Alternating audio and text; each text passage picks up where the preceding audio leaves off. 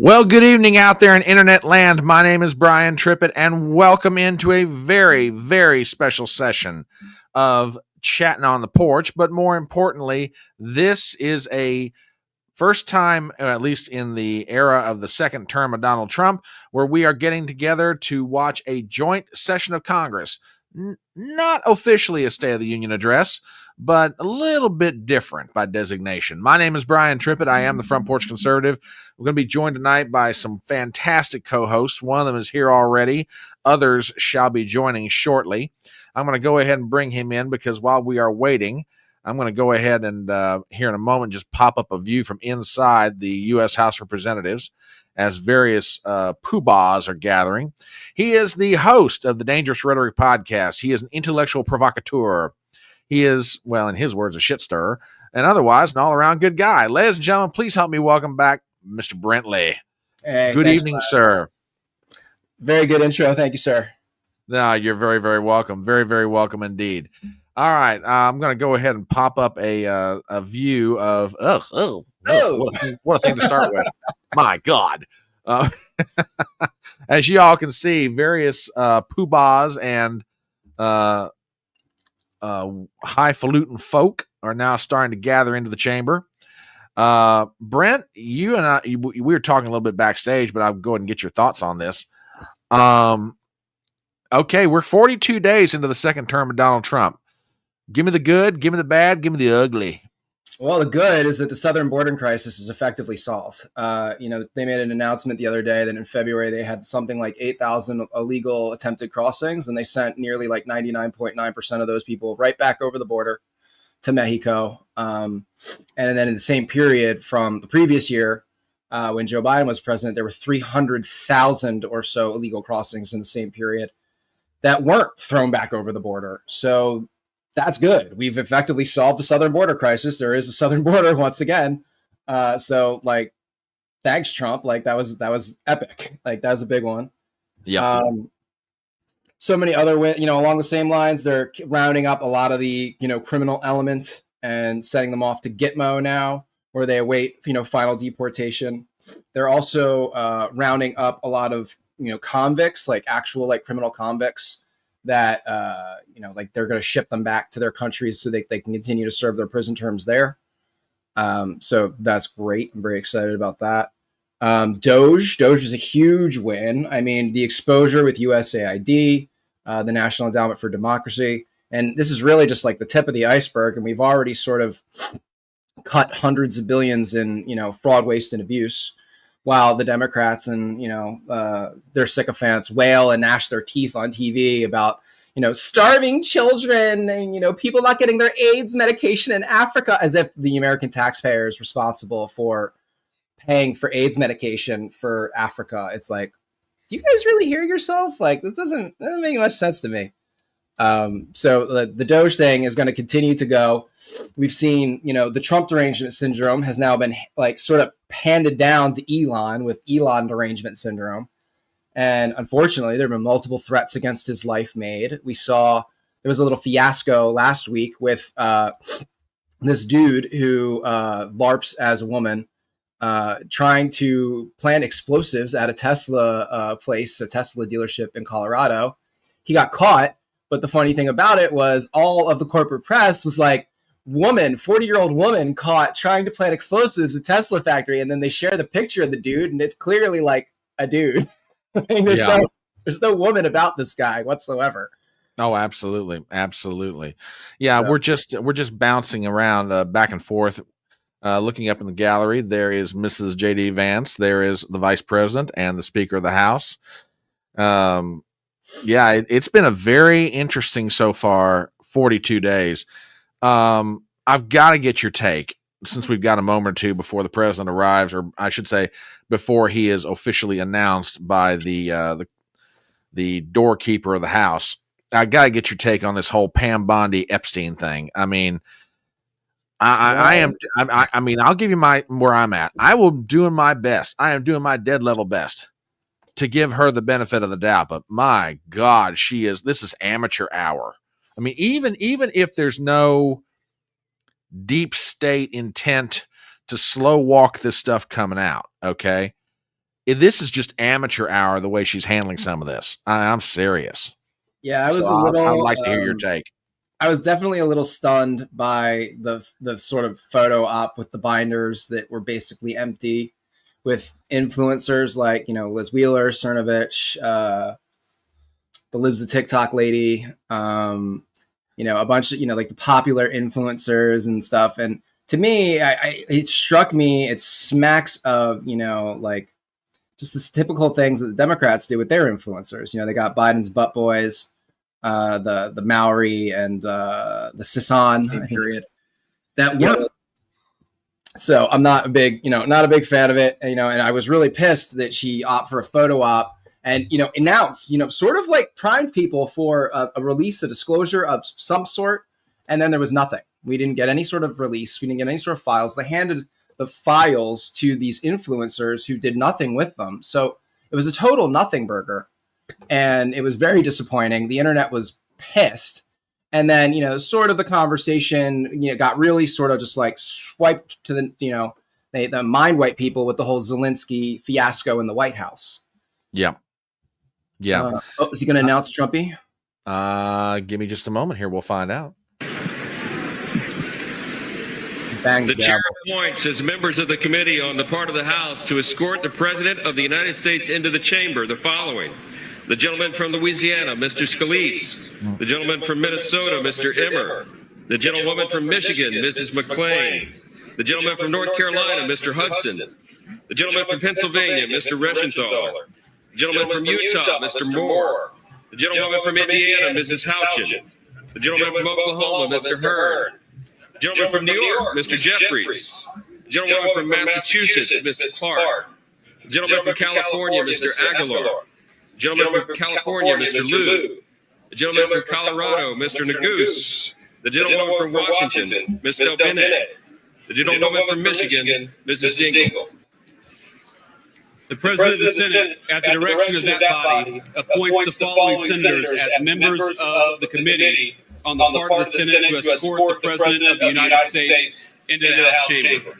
The Senator from South Dakota, Mr. Thune. The Senator from Wyoming, Mr. Barrasso. The Senator from Arkansas, Mr. Cotton.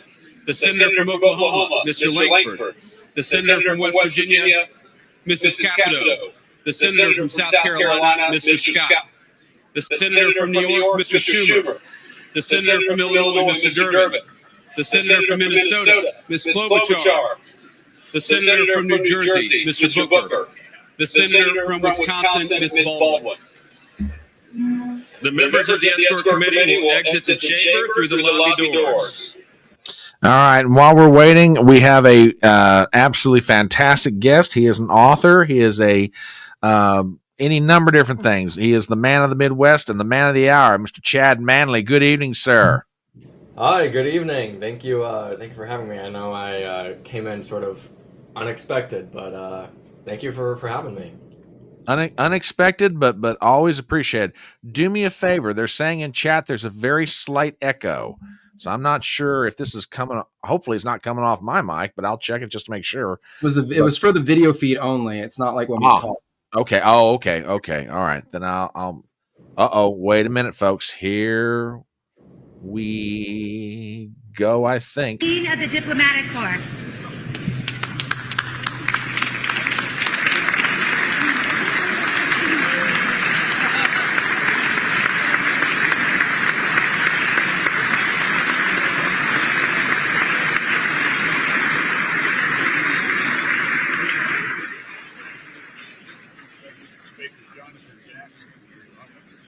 Yeah, and I think it's got to be your mic because there's no more echo now.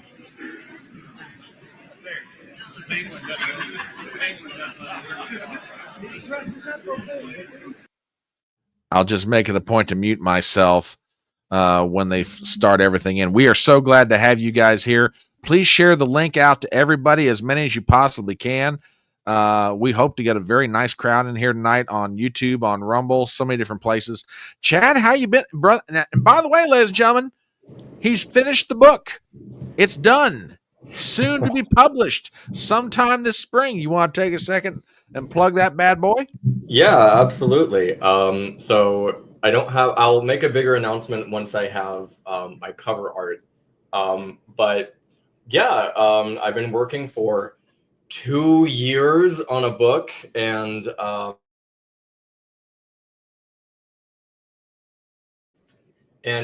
glitch there. Sorry. I was working for 2 years on a book, and it was this past week that I finally finished the real deal, honest to goodness final draft. So I'm happy about that. It is called The Late, and I am expecting a mid to late May release. So Okay, hang on, folks. Let's see what goes on here. Supreme Court. Okay, the Supreme Court is coming in. Yeah, congratulations, my friend. Writing is a very lonely and solitary business, and anybody that can put together a book, and I've seen the size of the manuscript. My congratulations to you, sir. So, yes, yeah, it's very, like very happy for you. 700 pages. So Holy cow! So you don't believe in editing, do you? You don't believe in editing, do you? No, you're not going to get that. It's pretty lengthy. All right, we're gonna pop this up here. The Supreme Court is now entering the chamber. Justice Kennedy is with them. Interesting. A little surprised, being that he's retired from the bench, but well, I suppose he has privileges. Anyway, we're just waiting for the entrance of the president at this point, so we're keeping an eye on the door. Now, for those of you who have never been here with us before, our general practice is once the event actually starts that we're covering, we're going to go silent. You might hear some comments from us maybe in the background. Given that I'm trying to prevent an echo, you might not hear much from me, but my co-hosts are at complete liberty to comment on anything Trump and or the Democrats might do during this soiree. So we're just basically waiting for did you see them get caught with their, like, they're all making the same video? Oh Lord, yes, I saw that. Good grief. Absolutely insane. So there was eventually it was just two people, and then they made the same. There was like Democrats, the senators and congressmen are repeating the same lines, shooting like little social media style videos. But then people realized that they're all speaking from the same script and started putting them all side by side. So you can find that on X. Oh, now this is interesting. The vice president's been handed a note of some kind. Very interesting. All right. Oh, yes. Up to the Epstein client list. Oh, God. We were just talking about that before you came in. Ugh. That whole... I mean, if people really want the Epstein files, Whitney Webb has written 2 excellent books covering the history, the names, the dates, the places, the organizations. She tracked the funding. It's called One Nation Under Blackmail. Also, if you go to Unlimited Hangout or search for Google search Unlimited Hangout Whitney Webb and go to her investigative series, click Epstein.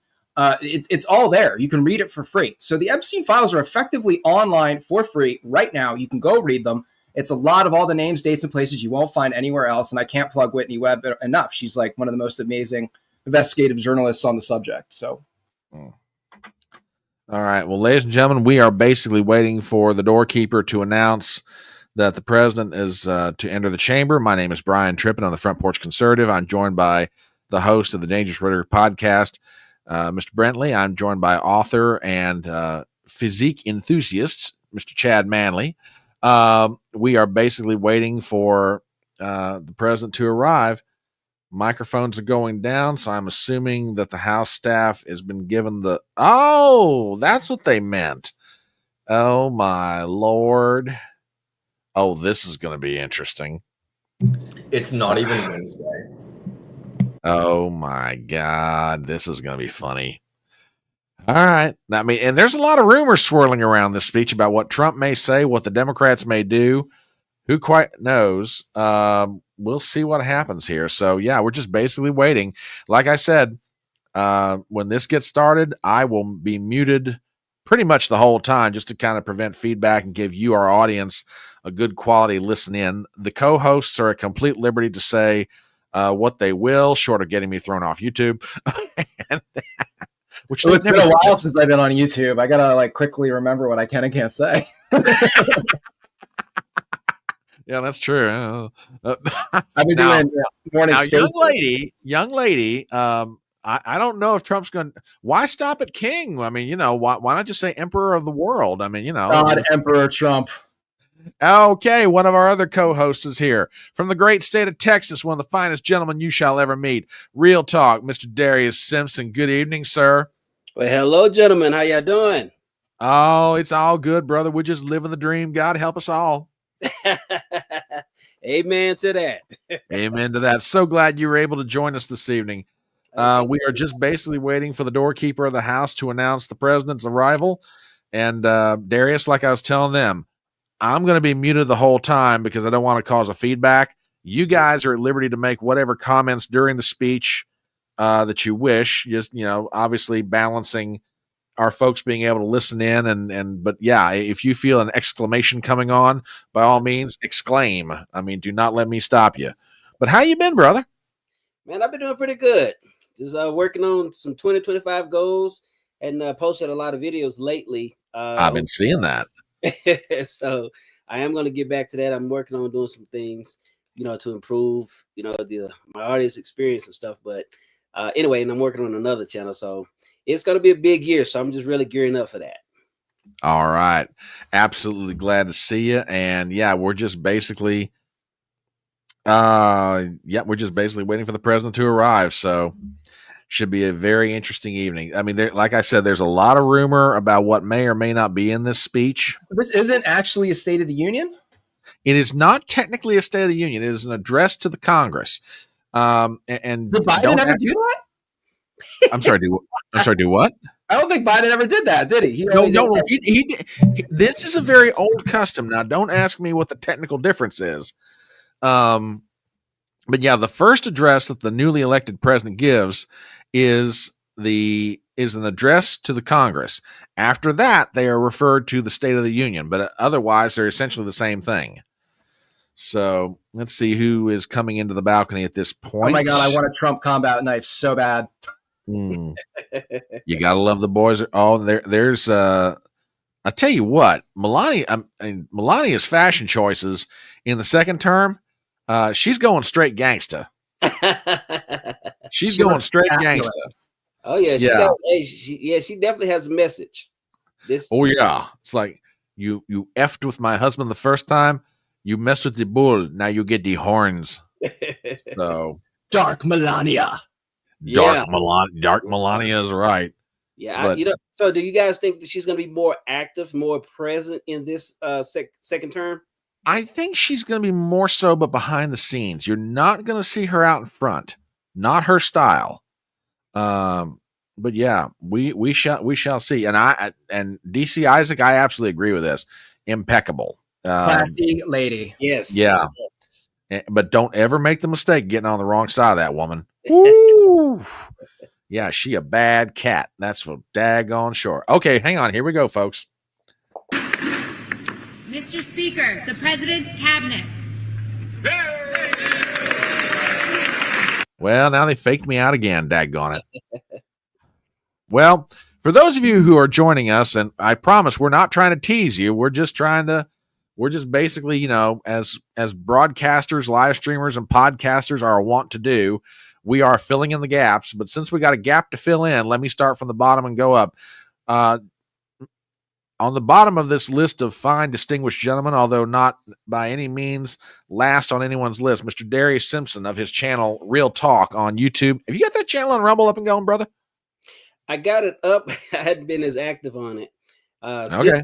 Check it out or sign up anyway. Subscribe anyway. But yeah, I'm going to definitely be more active on it this year. Okay. Author and otherwise good man of the Midwest, Mr. Chad Manley is here with us. The host of the Dangerous Rhetoric podcast. He is an intellectual provocateur, and otherwise he is the stick that stirs the drink, Mr. Brentley. And me, I am just your humble front porch conservative, otherwise known as Brian Trippett. So glad to see everybody here. There is Hegseth entering the building, and I tell you what, Air Force just announced today their best recruiting month in 15 years. Wow. Yeah, that's amazing. Just amazing. Just goes to show the power of solid, sound, and a visionary leadership. Absolutely. And I tell you what, there's a very interesting contrast, and since we got a second, I'd love to hear your take on this.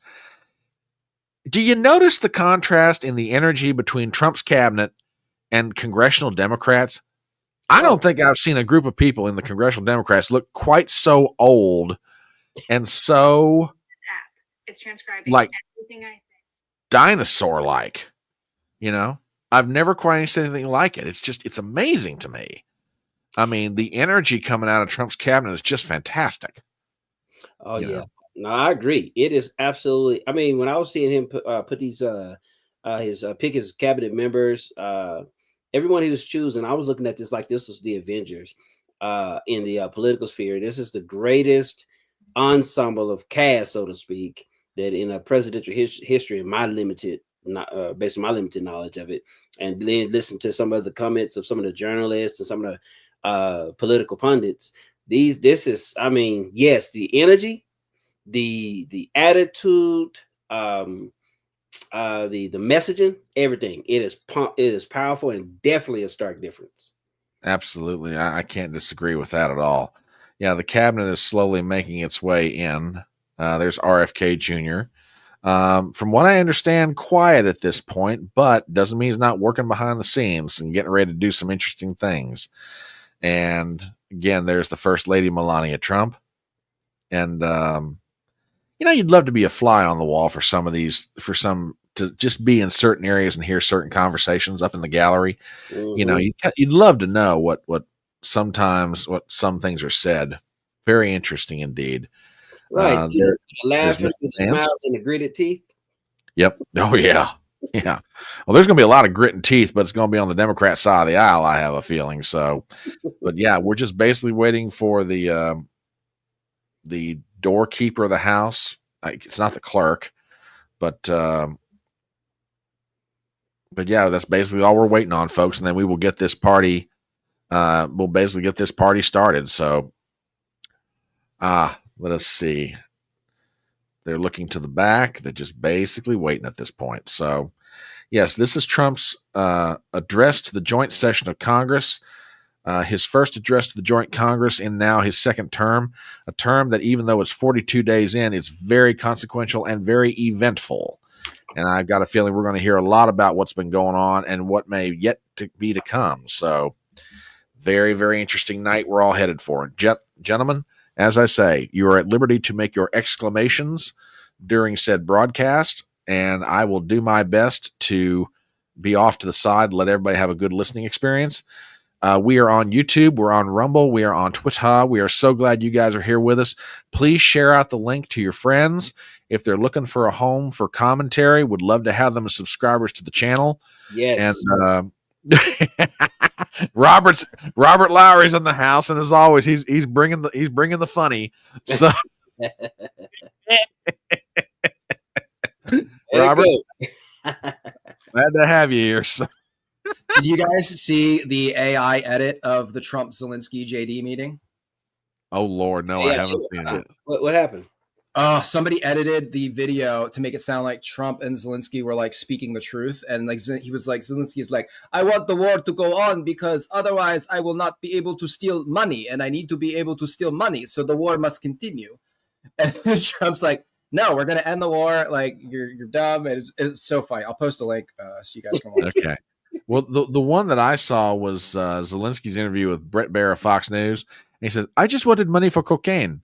I was just looking for a little bit of money for cocaine, and I couldn't find any. I thought I could get some off Hunter. I was like, oh, God.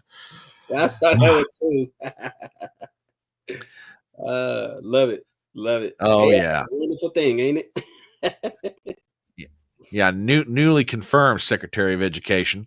Let's see. It looks like they're both looking to the back, so they may be about ready here. So we'll see. Just as soon as they take it back there, we will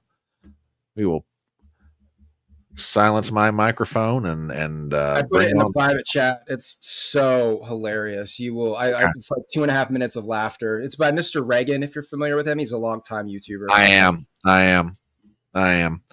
So yeah, everything is in place. The First Lady's in the gallery. Supreme Court is seated. The members of the Joint Chiefs are here.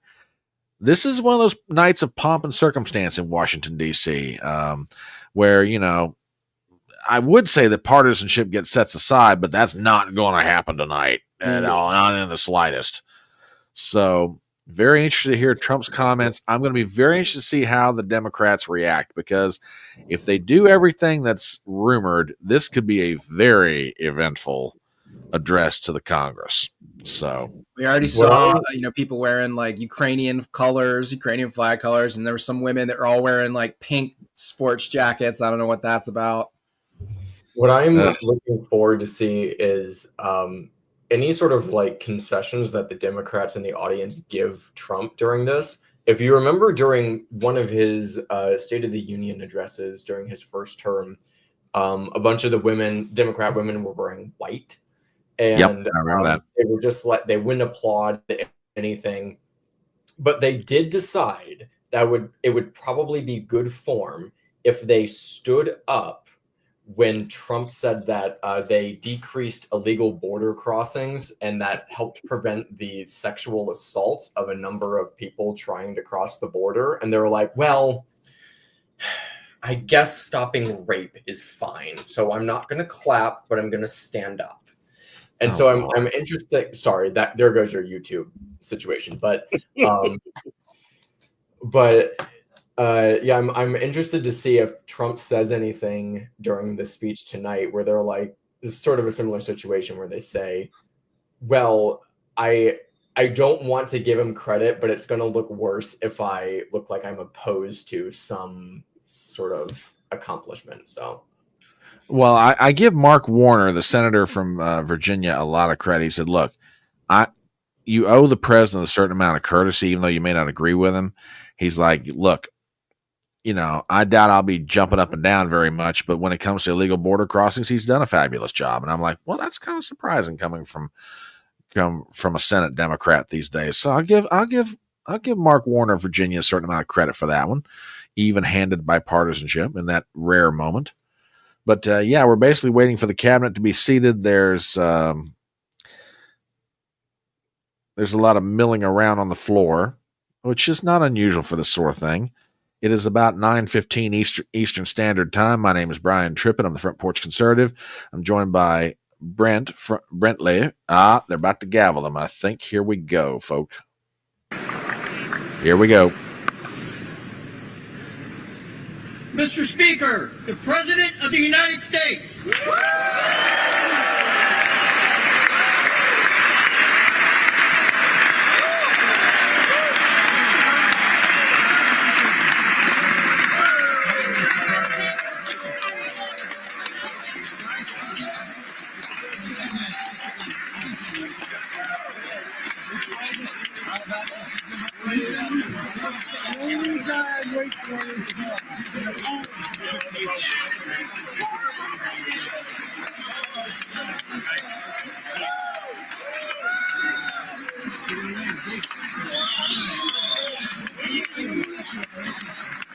He looks great. He's getting ready to handle business, y'all. He's going to handle some business. Only in Trump fashion. Dig that purple tie. Or maroon, rather.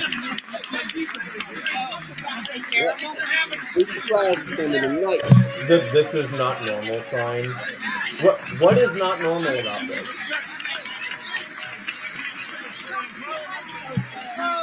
I love Marjorie wearing that 45-47 Trump hat. Let me take that down until he gets up there. We're basically watching the president enter the chamber, and this could take a few minutes, folks, which, by the way, this is not unusual. This could be Democrat or Republican president. There's always a certain amount of handshaking and autographing and backslapping and all kinds of stuff that goes on. Crowd work. He's working the crowd.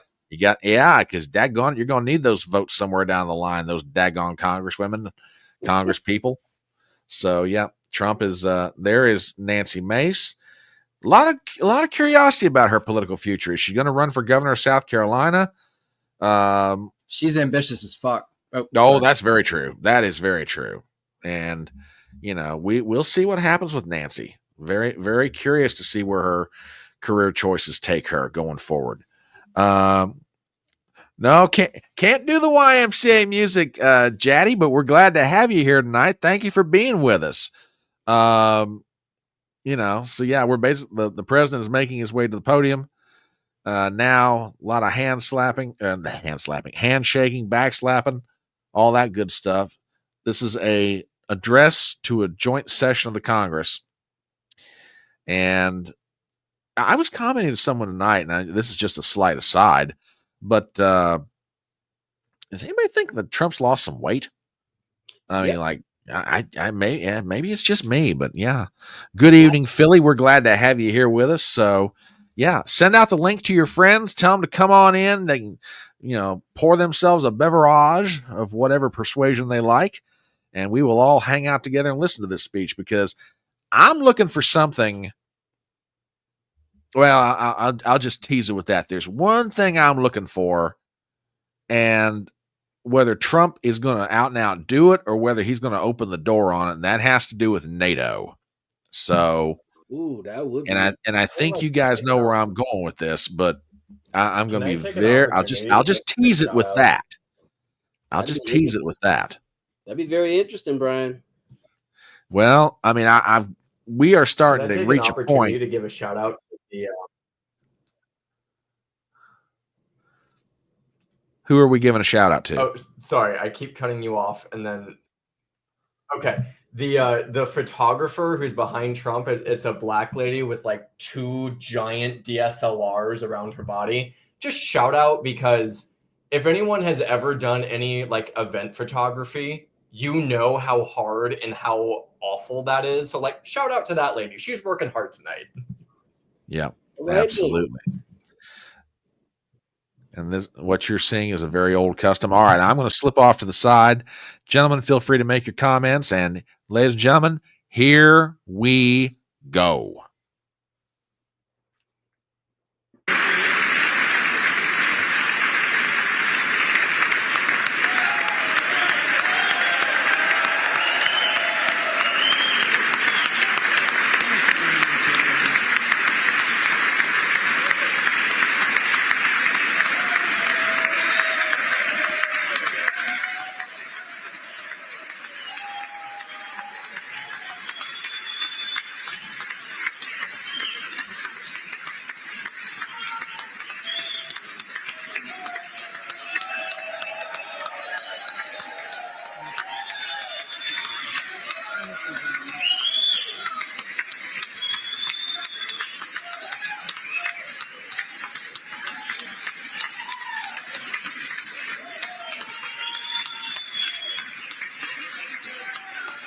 Thank you.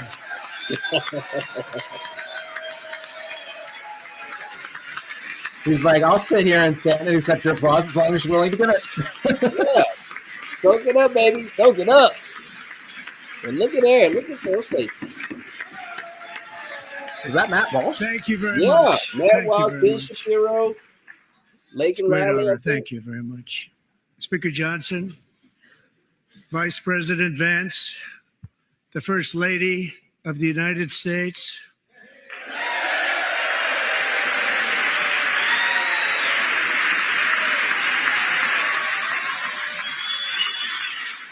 Oh, Riley Gaines. Yeah, Riley Gaines. Gotta honor the wife, bro. Gotta honor the wife. Tell the truth about it.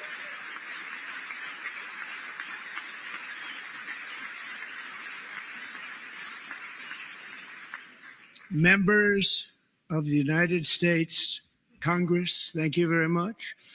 And to my fellow citizens, America is back.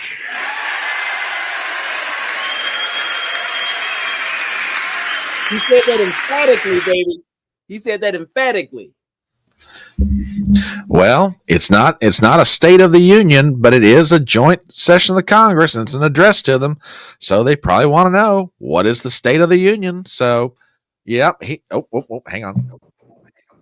They're chanting something. 6 weeks ago, I stood beneath the dome of this Capitol and proclaimed the dawn of the golden age of America. From that moment on, it has been nothing but swift and unrelenting action to usher in the greatest and most successful era in the history of our country. We have accomplished more in 43 days than most administrations accomplished in 4 years or 8 years, and we are just getting started.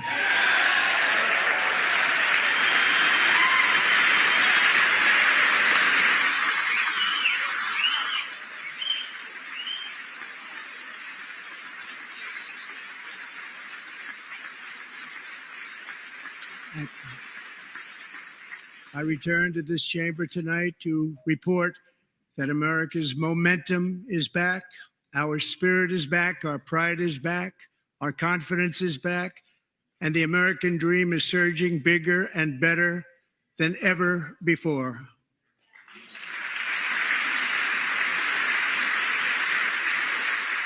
The American dream is unstoppable, and our country is on the verge of a comeback, the likes of which the world has never witnessed and perhaps will never witness again. There's never been anything like it. The presidential election of November 5th was a mandate like has not been seen in many decades. We won all 7 swing states, giving us an electoral college victory of 312 votes.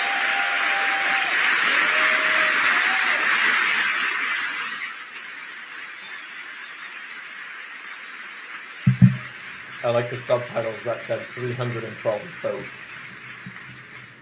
We won the popular vote by big numbers and won counties in our country.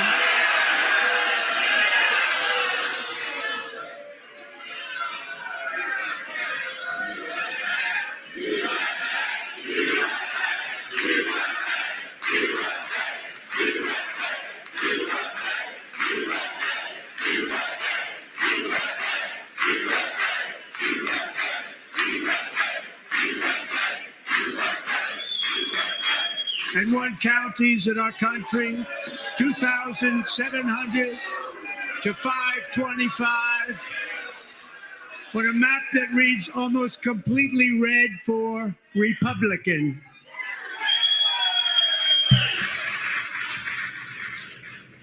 Now, for the first time in modern history, more Americans believe that our country is headed in the right direction than the wrong direction. In fact, it's an astonishing record, 27-point swing, the most ever. Mike Johnson's going to say something.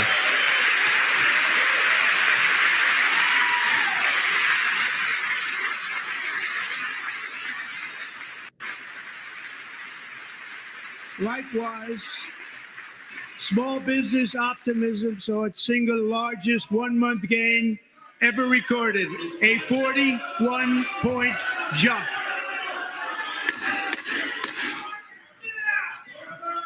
Members are directed to uphold and maintain decorum in the House and to cease any further disruptions. That's your warning.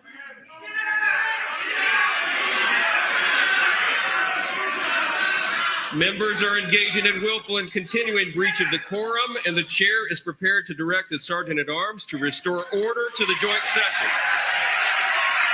Get him out. Get him out. Hey, if he wants to get kicked out in the first 5 minutes, that's his prerogative. Yep, get him out. Help him out.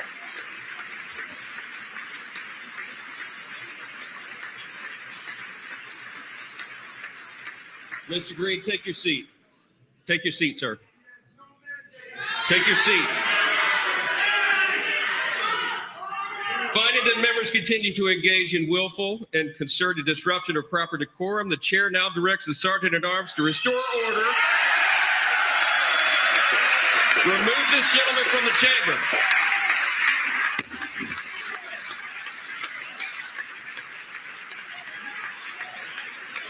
Yeah, I agree. If the strategy is to disrupt like this, viewers are going to get fed up very quickly. The American people are going to get fed up very quickly because Republicans never did this to Joe Biden. No, this is so going to backfire on these guys.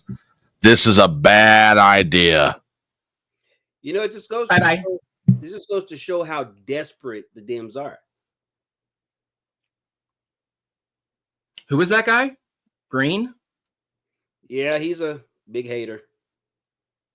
A representative, I guess, not a senator.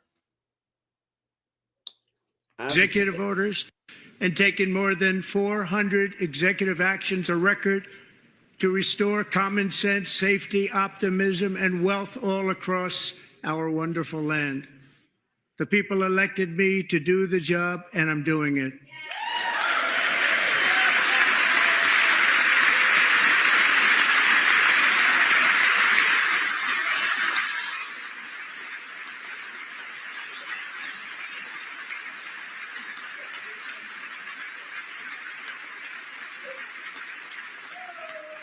In fact, it has been stated by many that the first month of our presidency, it's our presidency, is the most successful in the history of our nation.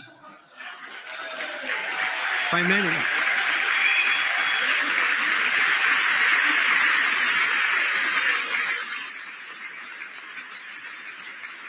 And what makes it even more impressive is that, do you know who number 2 is? George Washington. How about that? How about that? I don't know about that list, but we'll take it. Within hours of taking the oath of office, I declared a national emergency on our southern border, and I deployed the U.S. military and Border Patrol to repel the invasion of our country. And what a job they've done. As a result, illegal border crossings last month were by far the lowest ever recorded, ever.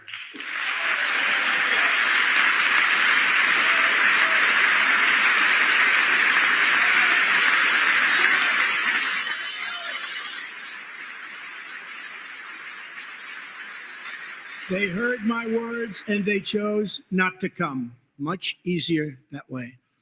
In comparison, under Joe Biden, the worst president in American history, there were hundreds of thousands of illegal crossings a month, and virtually all of them, including murderers, drug dealers, gang members, and people from mental institutions and insane asylums, were released into our country. Who would want to do that? This is my 5th such speech to Congress. And once again, I look at the Democrats in front of me, and I realize there is absolutely nothing I can say to make them happy or to make them stand or smile or applaud. Nothing I can do. I could find a cure to the most devastating disease, a disease that would wipe out entire nations, or announce the answers to the greatest economy in history, or the stoppage of crime to the lowest levels ever recorded. And these people sitting right here will not clap, will not stand, and certainly will not cheer for these astronomical achievements. They won't do it, no matter what. Five times I've been up here. It's very sad, and it just shouldn't be this way.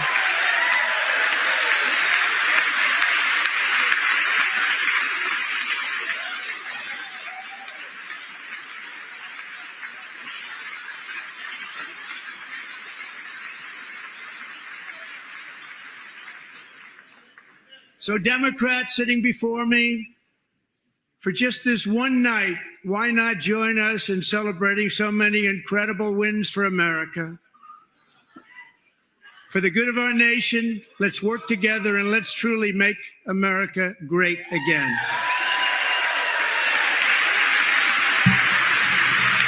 Well, when you hear little things throughout, like little interruptions, look at JD Vance, because he's looking at where it's coming from, and he's reacting to it much more than every day my administration is fighting to deliver the change America needs to bring a future that America deserves, and we're doing it.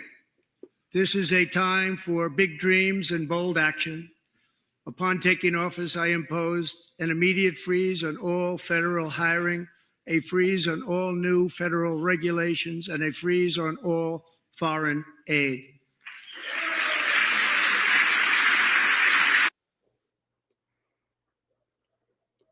Except Israel. The ridiculous Green New Scam. I withdrew from the unfair Paris Climate Accord which was costing us trillions of dollars that other countries were not paying. I withdrew from the corrupt World Health Organization.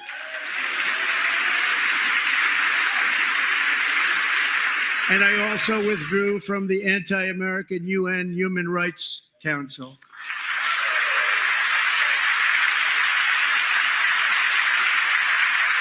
We ended all of Biden's environmental restrictions that were making our country far less safe and totally unaffordable.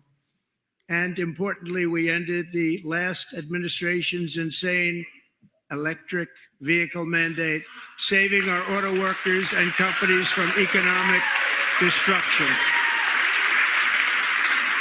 America first.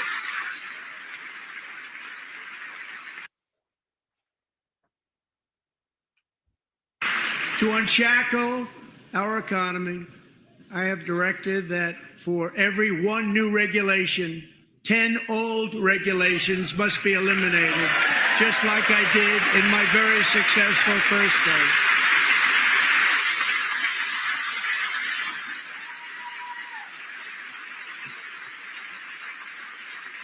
And in that first term, we set records on ending unnecessary rules and regulations like no other president had done before. We ordered all federal workers to return to the office. They will either show up for work in person or be removed from their job.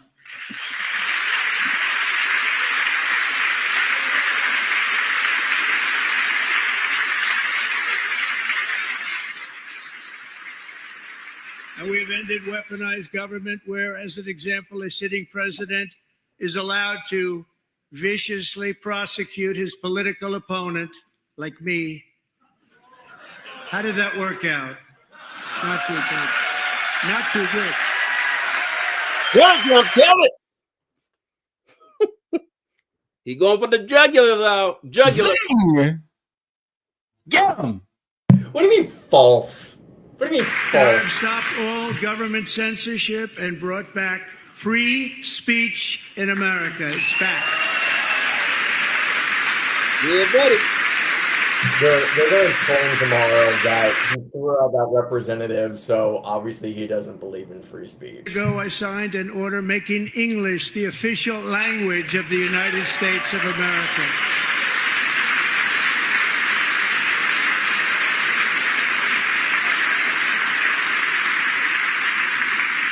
I renamed the Gulf of Mexico the Gulf of America.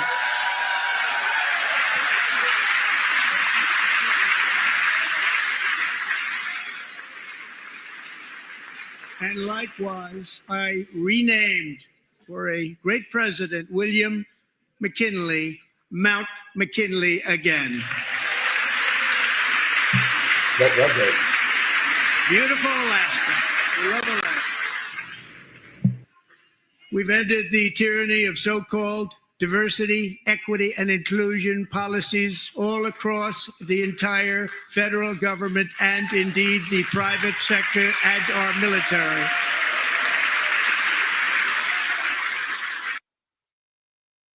Country will be woke no longer. Yo, the cameraman's got a sense of humor.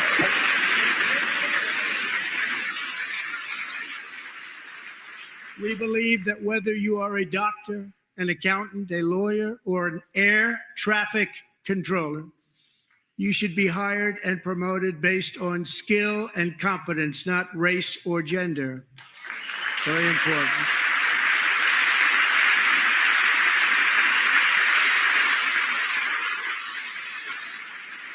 You should be hired based on merit. And the Supreme Court, in a brave and very powerful decision, has allowed us to do so. Thank you. Thank you very much. Thank you. We have removed the poison of critical race theory from our public schools, and I signed an order making it the official policy of the United States government that there are only two genders, male and female.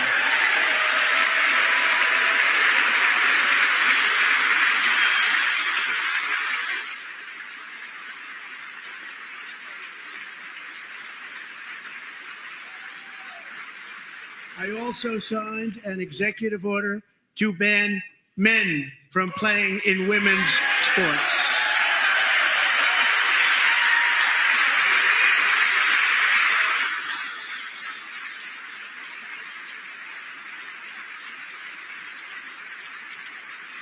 Three years ago, Peyton McNabb was an all-star high school athlete, one of the best, preparing for a future in college sports. But when her girls' volleyball match was invaded by a male, he smashed the ball so hard in Peyton's face, causing traumatic brain injury, partially paralyzing her right side and ending her athletic career. It was a shot like she's never seen before. She's never seen anything like it. Peyton is here tonight in the gallery, and Peyton, from now on, schools will kick the men off the girls' team, or they will lose all federal funding.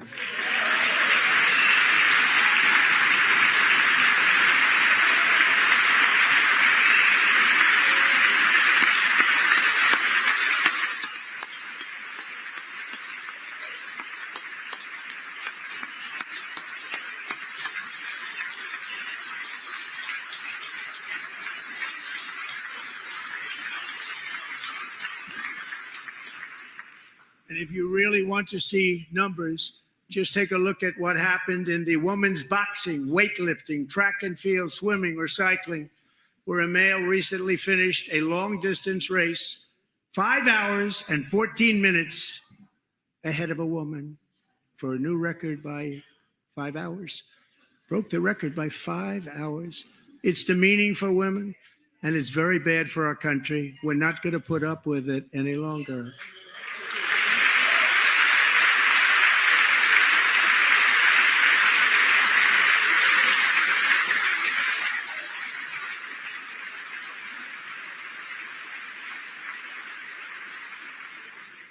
What I have just described is only a small fraction of the common sense revolution that is now, because of us, sweeping the entire world.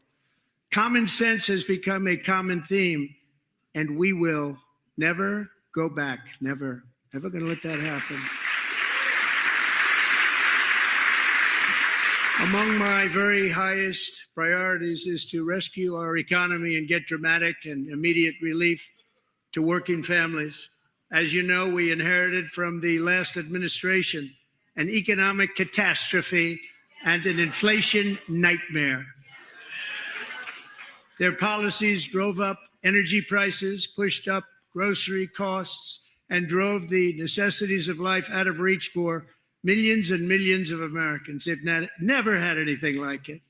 We suffered the worst inflation in 48 years, but perhaps even in the history of our country. They're not sure. As president, I'm fighting every day to reverse this damage and make America affordable again.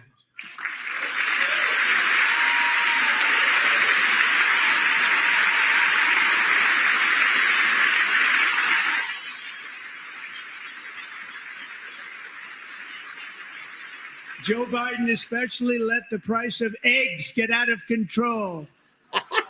The egg price is out of control. And we're working hard to get it back down. Secretary, do a good job on that. You inherited a total mess from the previous administration. Do a good job. Tell it.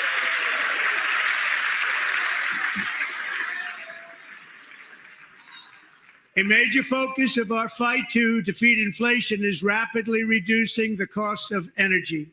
The previous administration cut the number of new oil and gas leases by 95%, slowed pipeline construction to a halt, and closed more than 100 power plants. We are opening up many of those power plants right now.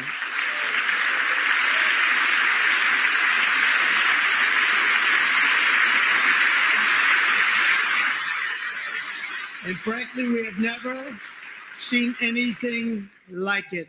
That's why on my first day in office, I declared a national energy emergency. As you've heard me say many times, we have more liquid gold under our feet than any nation on earth, and by far. And now I fully authorize the most talented team ever assembled to go and get it.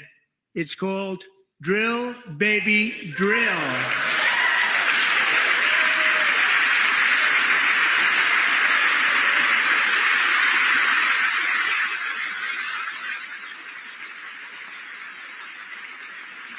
My administration is also working on a gigantic natural gas pipeline in Alaska, among the largest in the world, where Japan, South Korea, and other nations want to be our partner with investments of trillions of dollars each. There's never been anything like that one.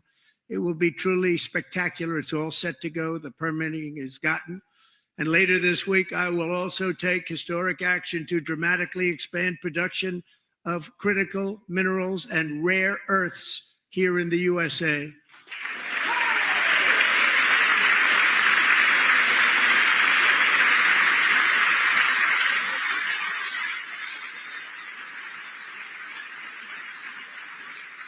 To further combat inflation, we will not only be reducing the cost of energy, but will be ending the flagrant waste of taxpayer dollars. Yeah.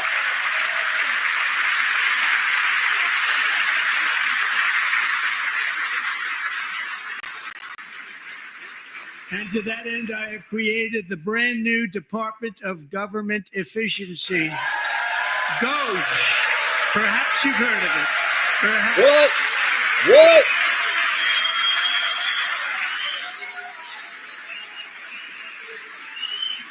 Which The is Dogeinator. headed by Elon Musk, who is in the gallery tonight. The Dogeinator.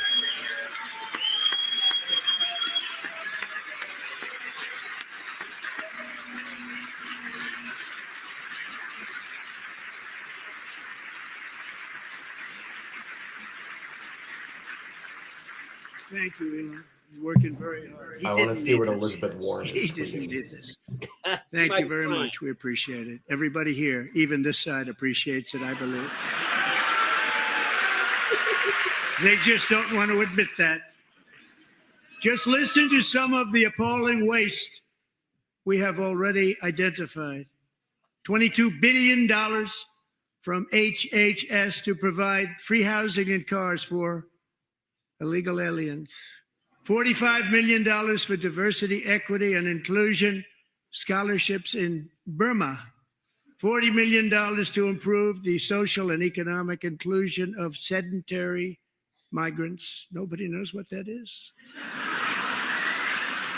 $8 million to promote LGBTQI+ in the African nation of Lesotho, which nobody has ever heard of. $60 million for indigenous peoples and Afro-Colombian empowerment in Central America. $60 million. $8 million for making mice transgender. Come on, man. This is real. $32 million for a left-wing propaganda operation in Moldova. $10 million for male circumcision in Mozambique. $20 million for the Arab Sesame Street in the Middle East. It's a program. $20 million for a program.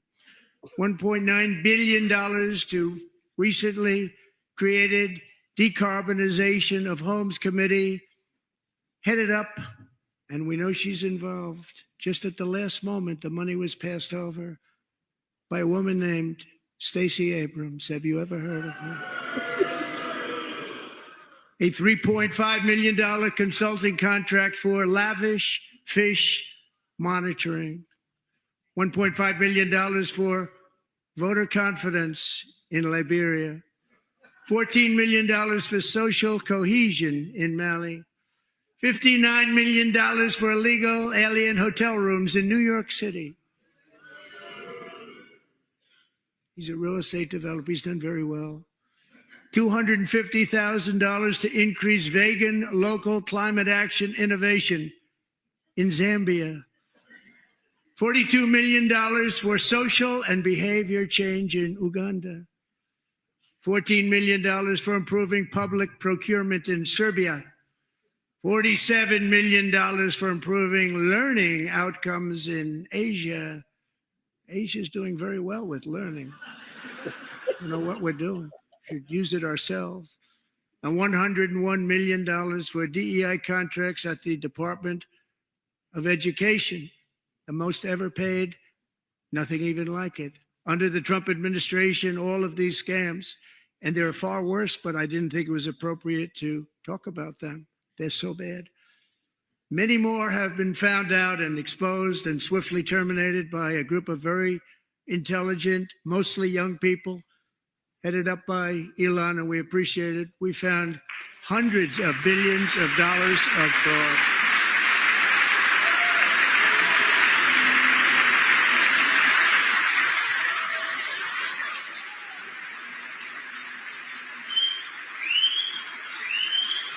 The Doginator. And we've taken back the money and reduced our debt to fight inflation and other things. Taking back a lot of that money. We got it just in time. This is just the beginning. The Government Accountability Office, a federal government office, has estimated annual fraud of over $500 billion in our nation. And we are working very hard to stop it. We're going to. We're also identifying shocking levels of incompetence and probable fraud in the Social Security program for our seniors, and that our seniors and people that we love rely on. Believe it or not, government databases list 4.7 million Social Security members from people aged 100 to 109 years old. Amazing. It lists 3.6 million people from ages 110 to 119. I don't know any of them. I know some people that are rather elderly, but not quite that elderly. 3.47 million people from ages 120 to 129. 3.9 million people from ages 130 to 139. 3.5 million people from ages 140 to 149. And money is being paid to many of them. And we're searching right now. In fact, Pam, good luck. Good luck. You're going to find it. But a lot of money is paid out to people because it just keeps getting paid and nobody does. And it really hurts Social Security and hurts our country. 1.3 million people from ages 150 to 159, and over 130,000 people, according to the Social Security databases, are age over 160 years old. We have a healthier country than I thought, Bobby. That is good. Woo! That was good.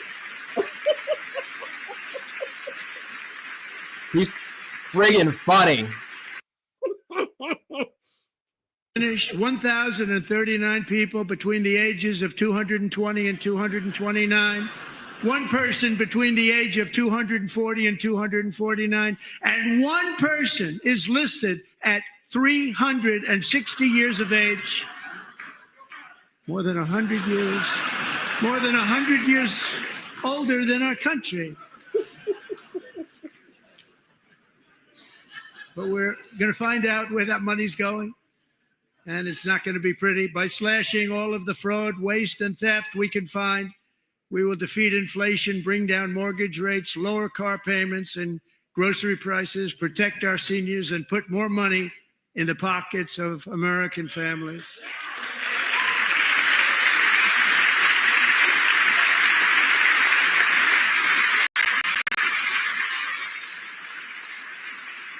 Who's the one lady standing up on the Democratic side? Good for her. And today, interest rates took a beautiful drop, big, beautiful drop. It's about time. And in the near future, I want to do what has not been done in 24 years, balance the federal budget. We're going to balance it. Let's go. Brian, you got to remember to unmute your mic when you want to talk. Yeah, I'm trying to break myself of doing that, but because they're going the back and forth. But yeah, I just want to give you guys a clear shot in between long applause. We have developed in great detail what we are calling the Gold Card, which goes on sale very, very soon. For $5 million, we will allow the most successful job-creating people from all over the world to buy a path to U.S. citizenship. It's like the green card, but better and more sophisticated. And these people will have to pay tax in our country. They won't have to pay tax from where they came. The money that they've made, you wouldn't want to do that, but they have to pay tax, create jobs. They'll also be taking people out of colleges and paying for them so that we can keep them in our country instead of having them being forced out.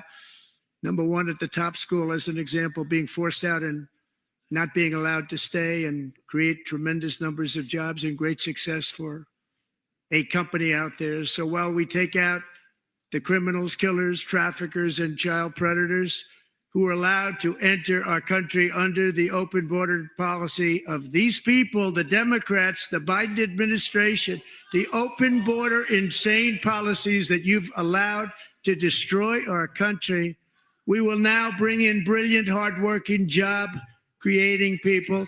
They're going to pay a lot of money, and we're going to reduce our debt with that money.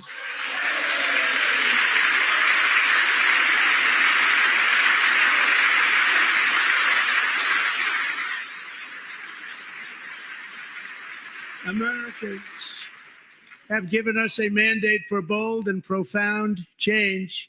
For nearly 100 years, the federal bureaucracy has grown until it has crushed our freedoms, ballooned our deficits, and held back America's potential in every possible way. The nation founded by pioneers and risk takers now drowns under millions and millions of pages of regulations and debt. Approvals that should take 10 days to get instead take 10 years, 15 years, and even 20 years before you're rejected. Meanwhile, we have hundreds of thousands of federal workers who have not been showing up to work. My administration will reclaim power from this unaccountable bureaucracy, and we will restore true democracy to America again.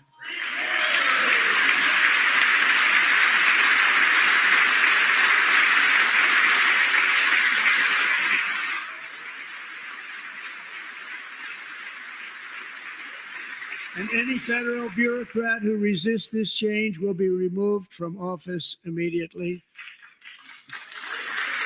Because we are draining the swamp. It's very simple. Yeah. The days of rule by unelected bureaucrats are over.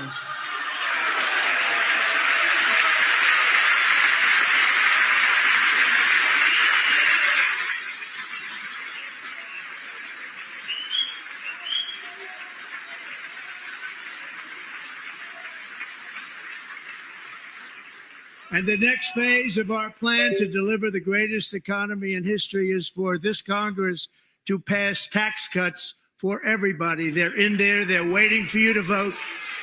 And I'm sure that the people on my right, I don't mean the Republican right, but my right here, I'm sure you're going to vote for those tax cuts, because otherwise I don't believe the people will ever vote you into office. So I'm doing you a big favor by telling you that. But I know this group is going to be voting for the tax.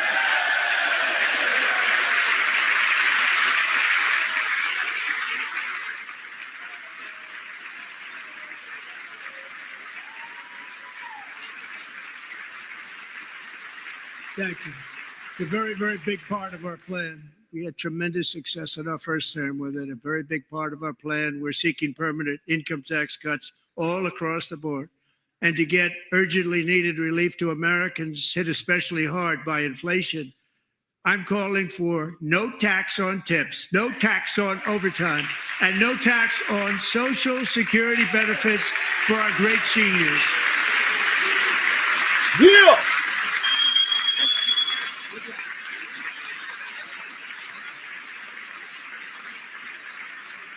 I mean, I'm up for ending the income tax totally, but And I also want to make interest payments on car loans tax deductible, but only if the car is made in America.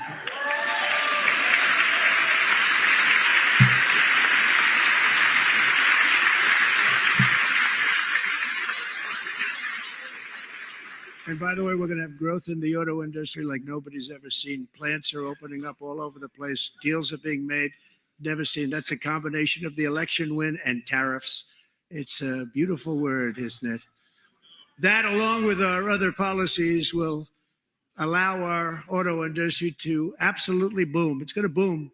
Spoke to the majors today, all three, the top people, and they're so excited. In fact, already numerous car companies have announced that they will be building massive automobile plants in America, with Honda just announcing a new plant in Indiana, one of the largest anywhere in the world.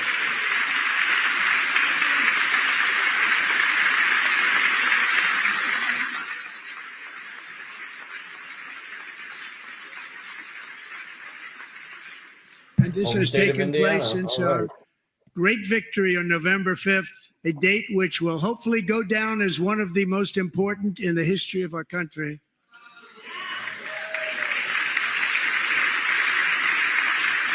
In addition, as part of our tax cuts, we want to cut taxes on domestic production and all manufacturing.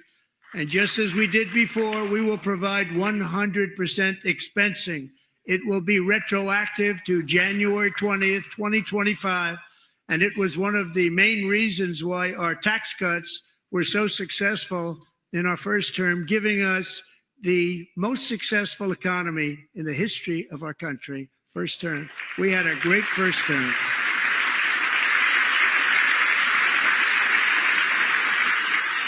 If you don't make your product in America, however, under the Trump administration, you will pay a tariff, and in some cases, a rather large one.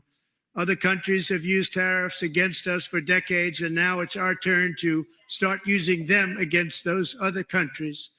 On average, the European Union, China, Brazil, India, Mexico, and Canada, have you heard of them? And countless other nations charge us tremendously higher tariffs than we charge them. It's very unfair. India charges us auto tariffs higher than 100%. China's average tariff on our products is twice what we charge them. And South Korea's average tariff is 4 times higher. Think of that, 4 times higher. And we give so much help militarily and in so many other ways to South Korea, but that's what happens. This is happening by friend and foe. This system is not fair to the United States and never was. And so on April 2nd, I wanted to make it April 1st, but I didn't want to be accused of April Fool's Day. That's not, just one day was cost us a lot of money. But we're going to do it in April. I'm a very superstitious person. April 2nd, reciprocal tariffs kick in. And whatever they tariff us, other countries, we will tariff them. That's reciprocal, back and forth. Whatever they tax us, we will tax them. If they do non-monetary tariffs to keep us out of their market, then we will do non-monetary barriers to keep them out of our market. There's a lot of that too. They don't even allow us in their market. We will take in trillions and trillions of dollars and create jobs like we have never seen before. I did it with China and I did it with others, and the Biden administration couldn't do anything about it because there was so much money they couldn't do anything about it. We have been ripped off for decades by nearly every country on earth, and we will not let that happen any longer.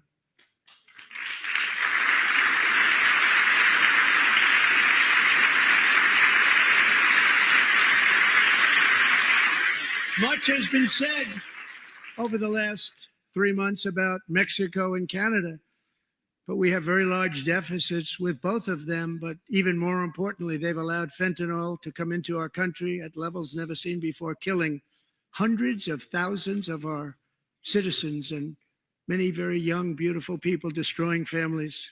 Nobody's ever seen anything like it.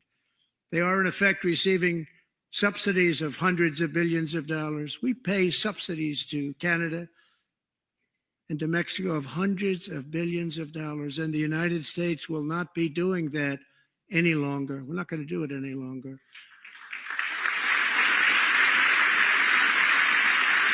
Thanks to our America First policies we're putting into place, we have had $1.7 trillion of new investment in America in just the past few weeks. The combination of the election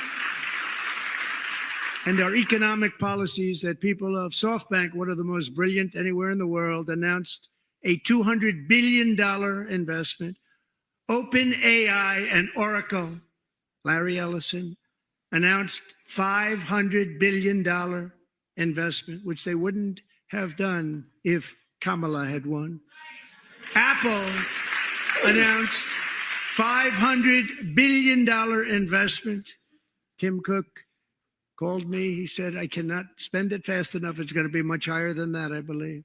They'll be building their plants here instead of in China.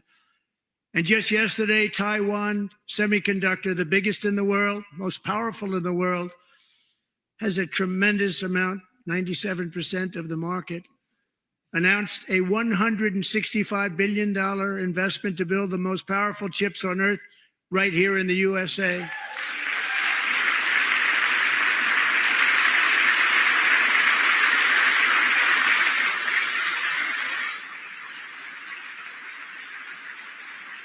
And we're not giving them any money. Your CHIPS Act is a horrible, horrible thing. We give hundreds of billions of dollars, and it doesn't mean a thing. They take our money and they don't spend it. All that meant to them, we're giving them no money. All that was important to them was they didn't want to pay the tariffs, so they came and they're building, and many other companies are coming. We don't have to give them money. We just want to protect our businesses and our people. And they will come because they won't have to pay tariffs if they build in America. So it's very amazing. You should get rid of the CHIP Act, and whatever's left over, Mr. Speaker, you should use it to reduce debt or any other reason you want to.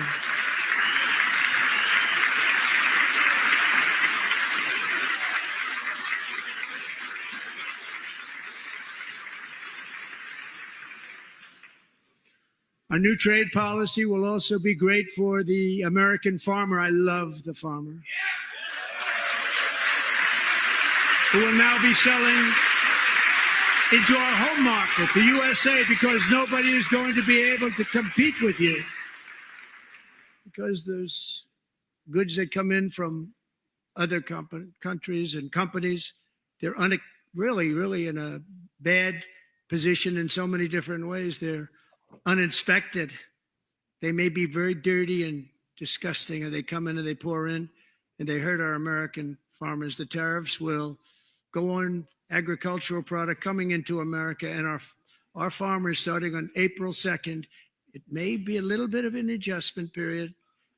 We had that before when I made the deal with China, $50 billion of purchases, and I said, just bear with me, and they did. They did. Probably have to bear with me again, and this will be even better. That was great. The problem with it was that Biden didn't enforce it. He didn't enforce it. $50 billion of purchases.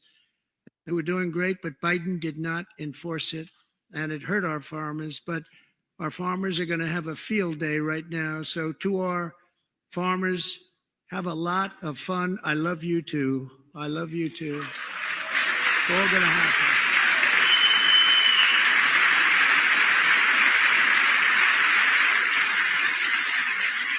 And I have also imposed a 25% tariff on foreign aluminum, copper, lumber, and steel, because if we don't have, as an example, steel and lots of other things, we don't have a military, and frankly, we just won't have a country very long. Here today is a proud American steelworker, fantastic person from Decatur, Alabama, Jeff Denard.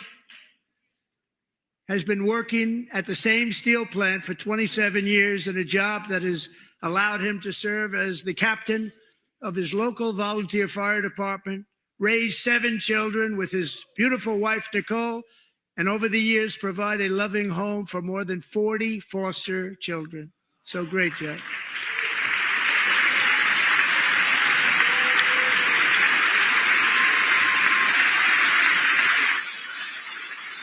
Thank you, Jeff. Thank you, Jeff.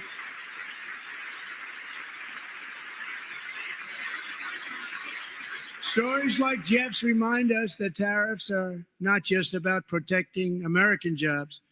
They're about protecting the soul of our country.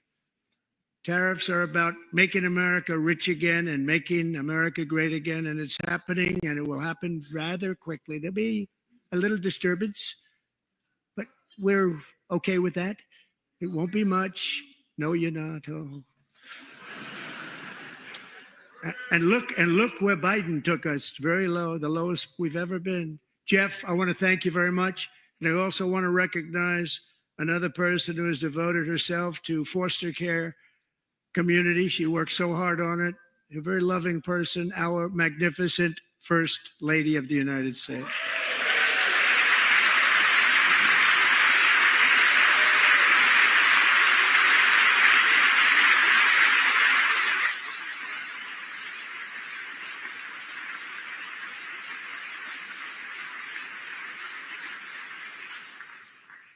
Melania's work has yielded incredible results, helping prepare our nation's future leaders as they enter the workforce.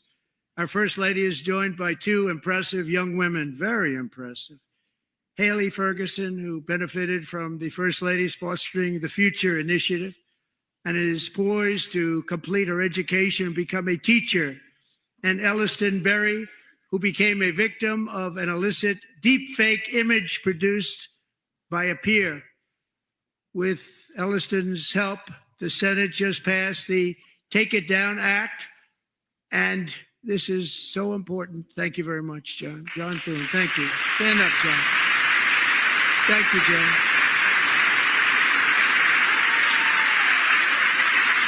Thank you all very much.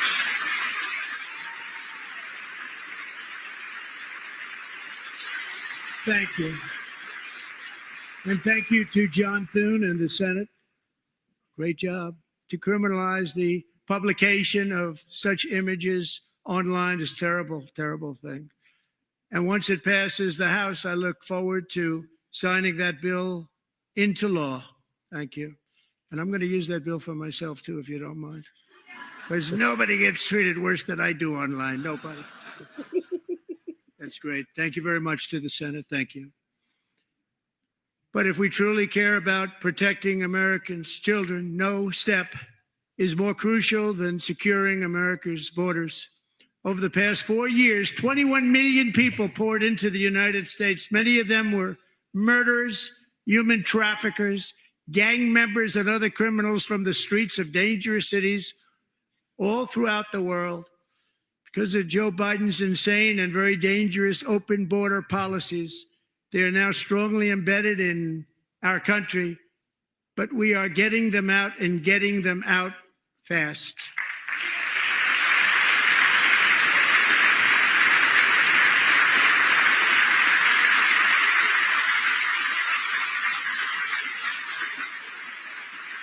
And I want to thank Tom Homan and Christy. I want to thank you and Paul of Border Patrol. I want to thank you. What a job they've all done. Everybody, Border Patrol, ICE, law enforcement in general is incredible. We have to take care of our law enforcement. Have to.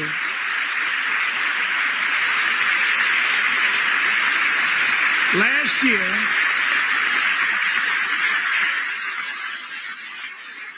a brilliant 22-year-old nursing student named Laken Riley, the best in her class, admired by everybody, went out for a jog on the campus of the University of Georgia. That morning, Laken was viciously attacked, assaulted, beaten, brutalized, and horrifically murdered.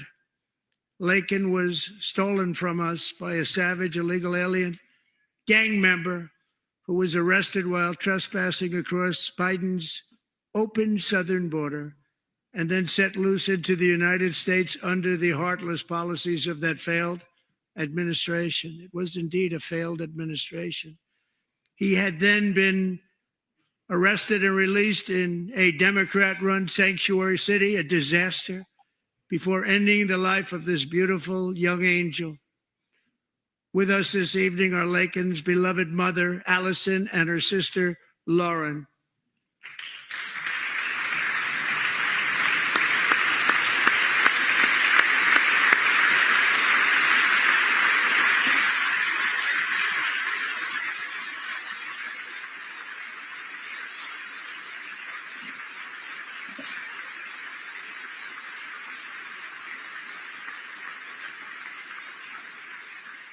Last year, I told Lakin's grieving parents that we would ensure their daughter would not have died in vain.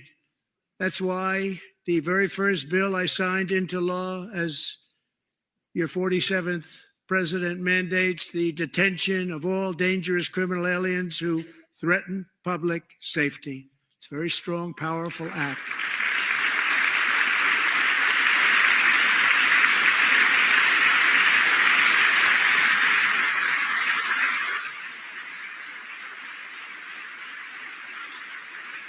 It's called the Lakin-Riley Act. So Allison and Lauren, America will never, ever forget our beautiful Lakin Hope Riley.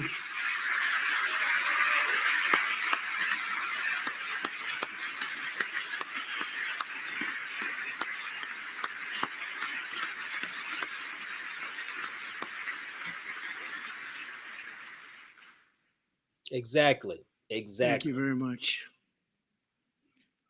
Since taking office, my administration has launched the most sweeping border and immigration crackdown in American history, and we quickly achieved the lowest numbers of illegal border crossers ever recorded. Thank you.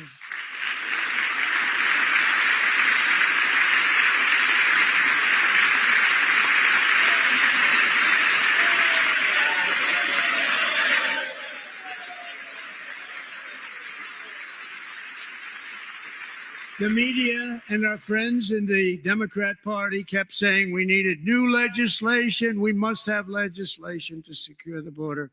But it turned out that all we really needed was a new president. Woo!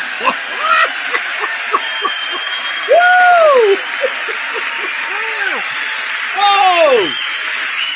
Mic drop. Shots fired. He is on fire tonight. He ain't got nothing to lose. Burn. Ooh, look at the devil. Joe Biden didn't just open our borders, he flew illegal aliens over them to overwhelm our schools, hospitals, and communities throughout the country. Entire towns like Aurora, Colorado, and Springfield, Ohio, buckled under the weight of the migrant occupation and corruption like nobody's ever seen before. Beautiful towns destroyed. Now, just as I promised in my inaugural address, we are achieving the great liberation of America.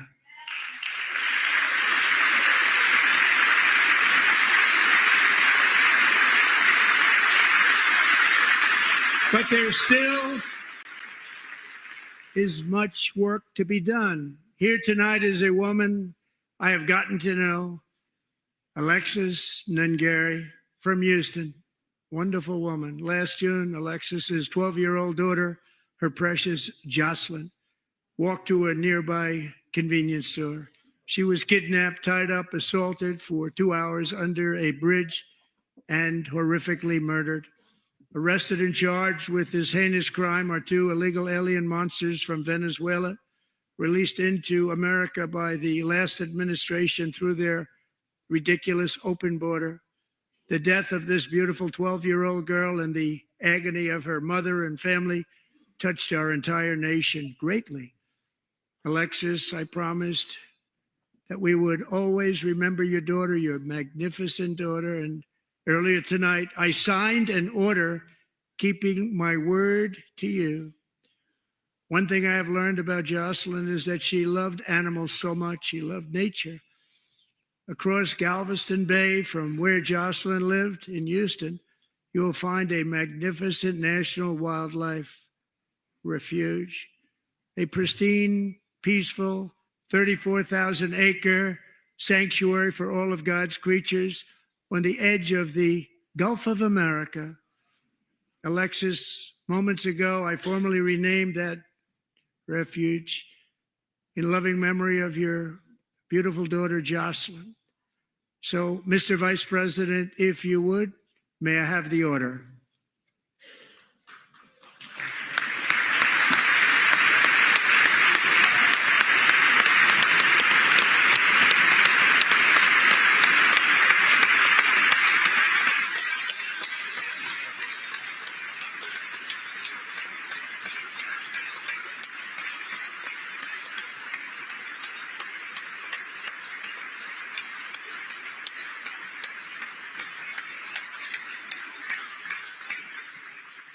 Thank you very much.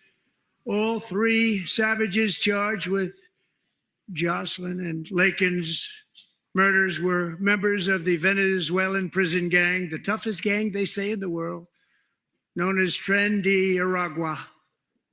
2 weeks ago, I officially designated this gang, along with MS-13 and the bloodthirsty Mexican drug cartels, as foreign terrorist organizations.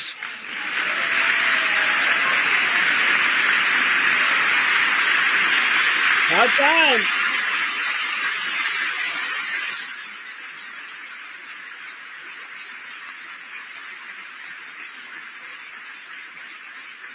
They are now officially in the same category as ISIS, and that's not good for them. Countless thousands of these terrorists were welcomed into the U.S. by the Biden administration. But now every last one will be rounded up and forcibly removed from our country, or, if they're too dangerous, put in jails, standing trial in this country, because we don't want them to come back ever. With us this evening is a warrior on the front lines of that battle, Border Patrol Agent Roberto Ortiz. Great guy.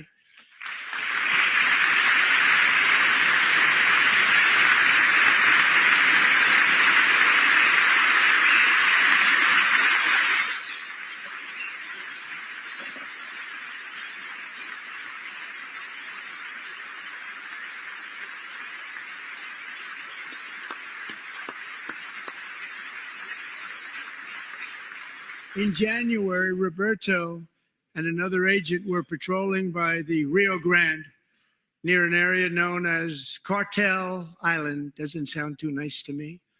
When heavily armed gunmen started shooting at them, Roberto saw that his partner was totally exposed, at great danger, and he leapt into action, returning fire and providing crucial seconds for his fellow agent to seek safety, just barely.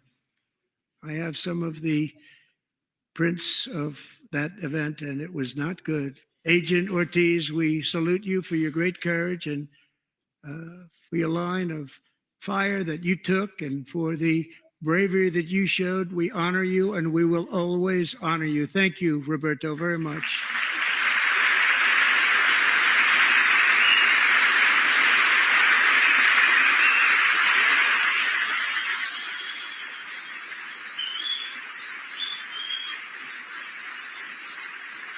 Thank you, Roberto.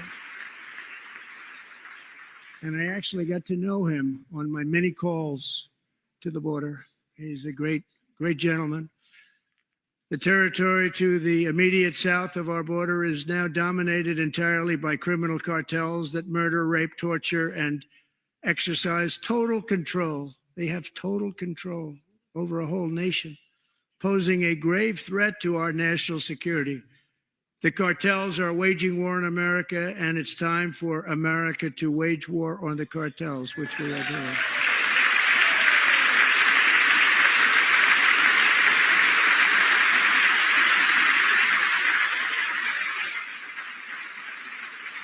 Five nights ago, Mexican authorities, because of our tariff policies being imposed on them, think of this, handed over to us 29 of the biggest cartel leaders in their country. That has never happened before. They want to make us happy. First time ever. But we need Mexico and Canada to do much more than they've done, and they have to stop the fentanyl and drugs pouring into the USA. They're going to stop it. I have sent Congress a detailed funding request laying out exactly how we will eliminate these threats to protect our homeland and complete the largest deportation operation in American history, larger even than current record holder President Dwight D. Eisenhower, a moderate man, but someone who believed very strongly in borders. Americans expect Congress to send me this funding without delay so I can sign it into law. So, Mr. Speaker, John Thune, both of you, I hope you're going to be able to do that, Mr. Speaker. Thank you. Mr. Leader, thank you. Thank you very much. And let's get it to me. I'll sign it so fast, you won't even believe it.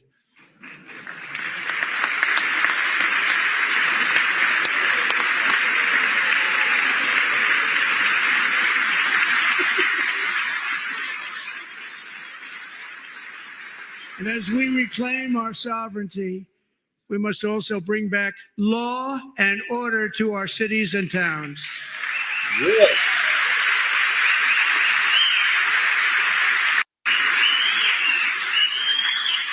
In recent years, our justice system has been turned upside down by radical left lunatics.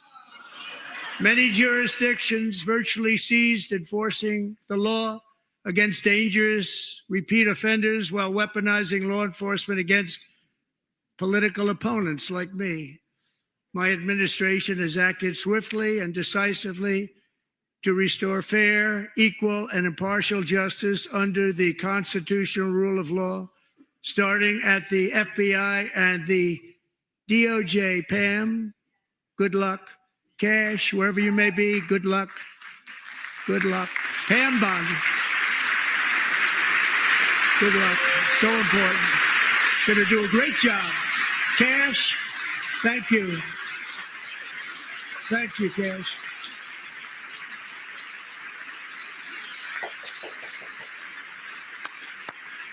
Cash it in, Cash. They've already started very strong. They're going to do a fantastic job. You're going to be very proud of them. We're also once again giving our police officers the support, protection, and respect they so dearly deserve. They have to get it. They have such a hard, dangerous job, but we're going to make it less dangerous. The problem is the bad guys don't respect the law, but they're starting to respect it, and they soon will respect it. This also includes our great fire departments throughout the country. Our firemen and women are unbelievable people, and we'll never forget them. And besides that, they voted for me in record numbers, so I have no choice.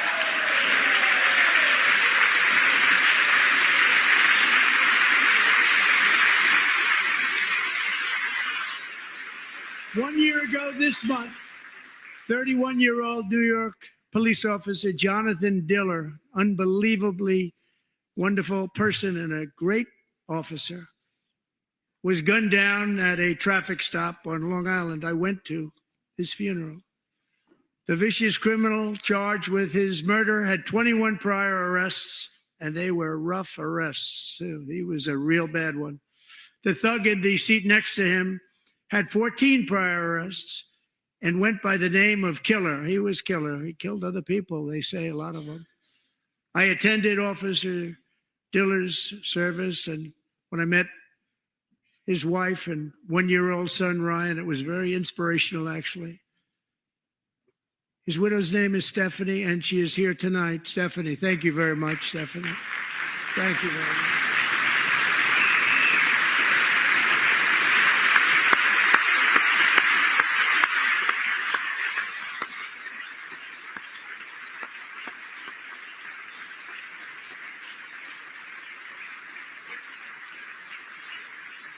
Stephanie, we're going to make sure that Ryan knows his dad was a true hero, New York's finest, and we're going to get these cold-blooded killers and repeat offenders off our streets, so we're going to do it fast. Got to stop it. They get out with 28 arrests. They push people into subway trains. They hit people over the head, back of the head with baseball bats. We got to get them out of here. I've already signed an executive order requiring a mandatory death penalty for anyone who murders a police officer. And tonight I'm asking Congress to pass that policy into permanent law. That's what I'm talking about.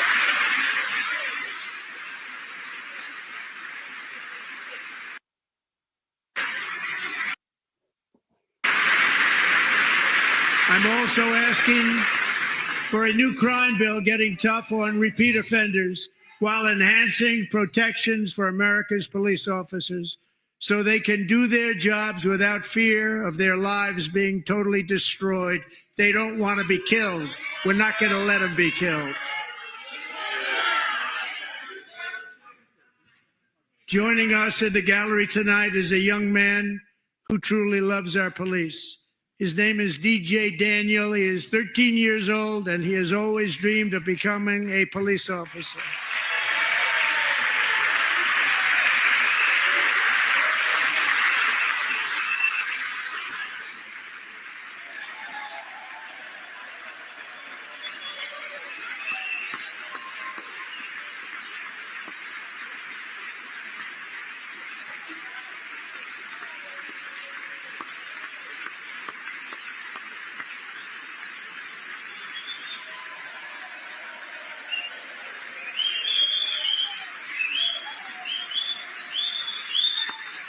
Cute, but also I don't like it when kids get put up as props. But in 2018, DJ was diagnosed with brain cancer. The doctors gave him 5 months at most to live. That was more than 6 years ago.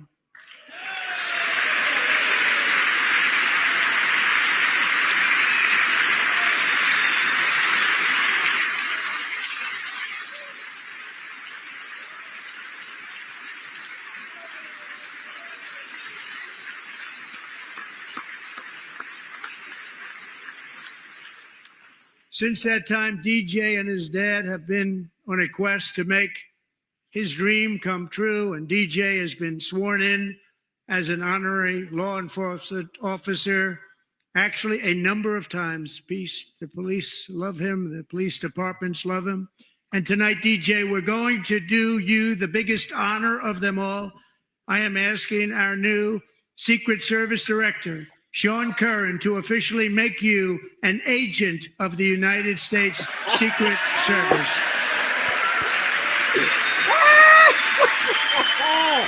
Wow.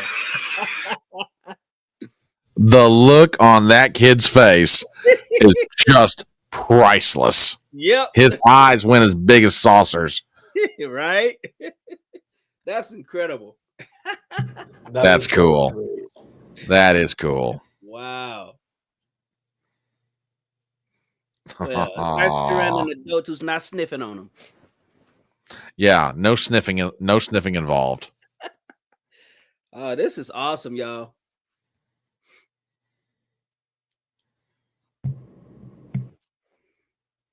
Well done, sir. Yeah, buddy. This is incredible. DJ's doctors believe his cancer likely came from a chemical he was exposed to when he was younger.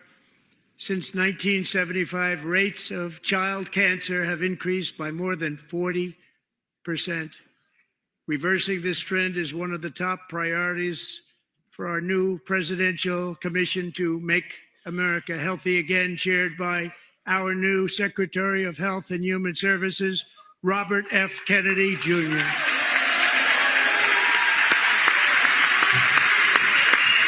Go ahead, Mr. Robert F. Kennedy. Remember when Biden said that he was going to cure cancer under his administration? He said that? No, he said we actually did cure cancer. In 2020, he said, if I'm elected president, we're going to cure cancer. With the Why name didn't they Kennedy, say you that? would have thought everybody over here would have been cheering. How quickly they forget. He's right. Our goal is to get toxins out of our environment, poisons out of our food supply, and keep our children healthy and strong. As an example, not long ago, and you can't even believe these numbers, 1 in 10,000 children had autism, 1 in 10,000, and now it's 1 in 36. There's something wrong, 1 in 36, think of that. So we're going to find out what it is, and there's nobody better than Bobby and all of the people that are working with you. You have the best to figure out what is going on. Okay, Bobby, good luck. It's a very important job. Thank you. Let's make America healthy again, buddy.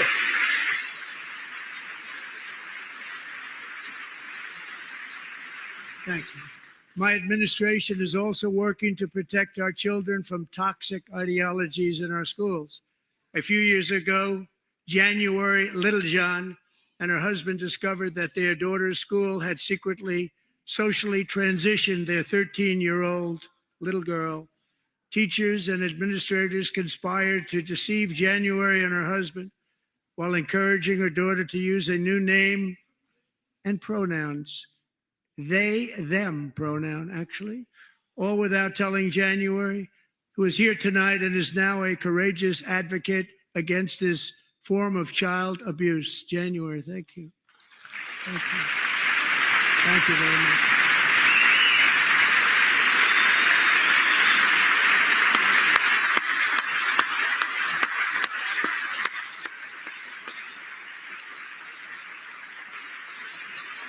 Thank you.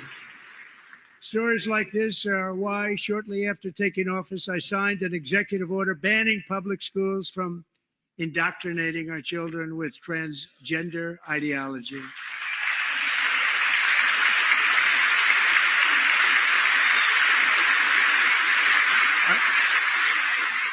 I also signed an order to cut off all taxpayer funding to any institution that engages in the sexual mutilation of our youth.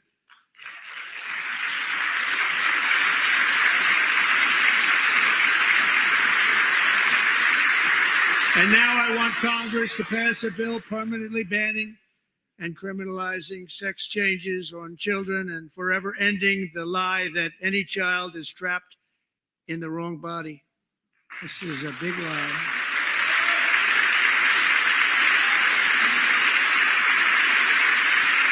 And our message to every child in America is that you are perfect exactly the way God made you.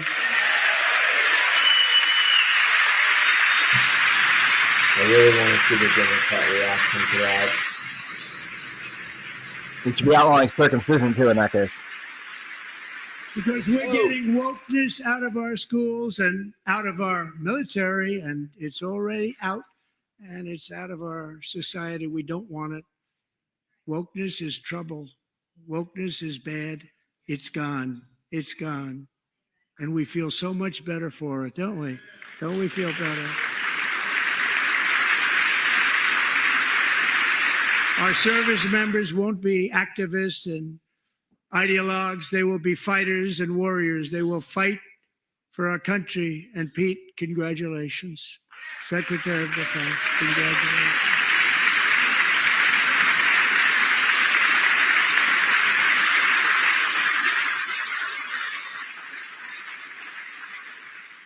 And he's not big into the woke movement, I can tell you. I know him well. I am pleased to report that in January, the U.S. Army had its single best recruiting month in 15 years, and that all armed services are having among the best recruiting results ever in the history of our services. What a difference. Yeah.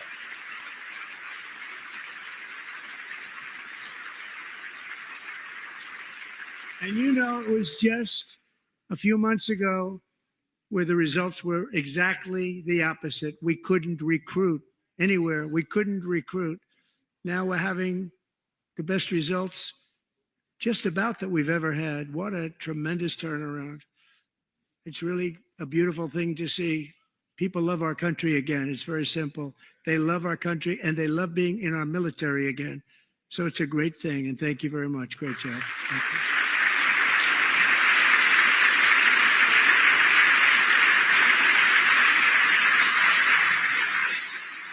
We're joined tonight by a young man, Jason Hartley, who knows the weight of that call of duty. Jason's father, grandfather, and great-grandfather all wore the uniform. Jason tragically lost his dad, who was also a Los Angeles County Sheriff's deputy when he was just a boy, and now he wants to carry on the family legacy of service. Jason is a senior in high school, a 6-letter varsity athlete, a really good athlete, they say, a brilliant student with a 4.46, that's good, GPA. And his greatest dream is to attend the U.S. Military Academy at West Point.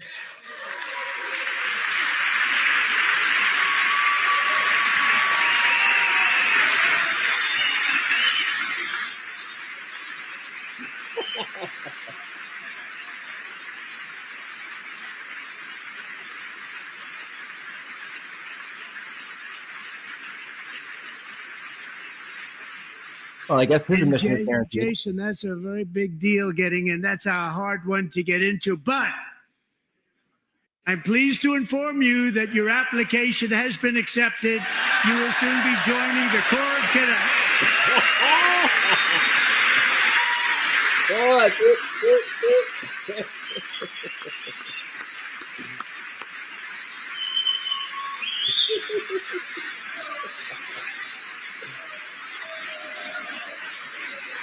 USA.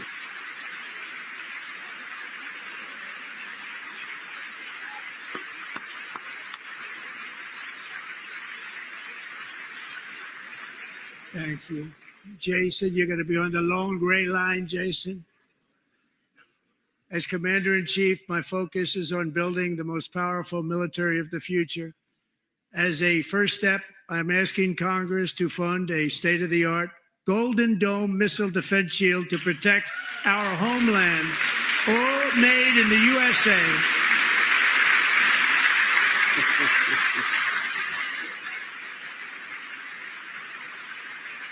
Yeah, I don't know about that. And Ronald Reagan wanted to do it long ago, but the technology just wasn't there, not even close. But now we have the technology. It's incredible, actually. And other places they have it. Israel has it. Other places have it. And the United States should have it too, right, Tim? Right?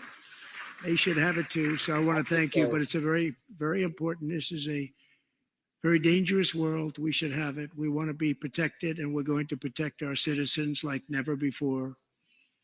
To boost our defense industrial base, we are also going to resurrect the American shipbuilding industry, including commercial shipbuilding and military shipbuilding.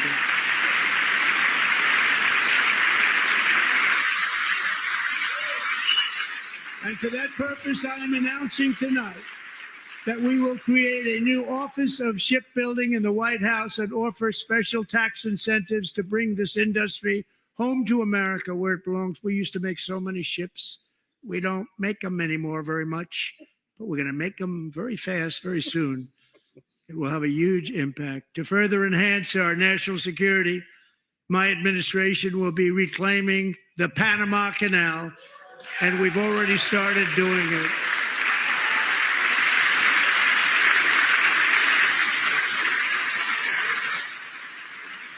Just today, a large American company announced they are buying both ports around the Panama Canal and lots of other things having to do with the Panama Canal and a couple of other canals. The Panama Canal was built by Americans for Americans, not for others, but others could use it. But it was built at tremendous cost of American blood and treasure. 38,000 workers died building the Panama Canal. They died of malaria. They died of snake bites and mosquitoes. Not a nice place to work. They paid them very highly to go there, knowing there was a 25% chance that they would die.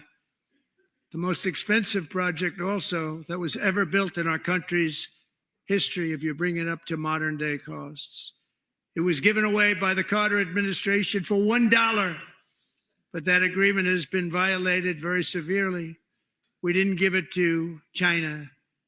We gave it to Panama, and we're taking it back. Yeah.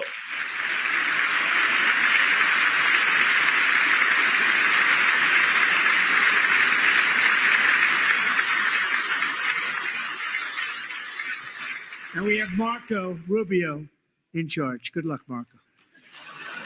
Now, we know who to blame if anything goes wrong. Marco's been amazing, and he's going to do a great job. Think of it. He got 100 votes. You know, he was approved with actually 99, but The 100th was this gentleman, and I feel very certain. So let's assume he got 100 votes. And I'm either very, very happy about that or I'm very concerned about it.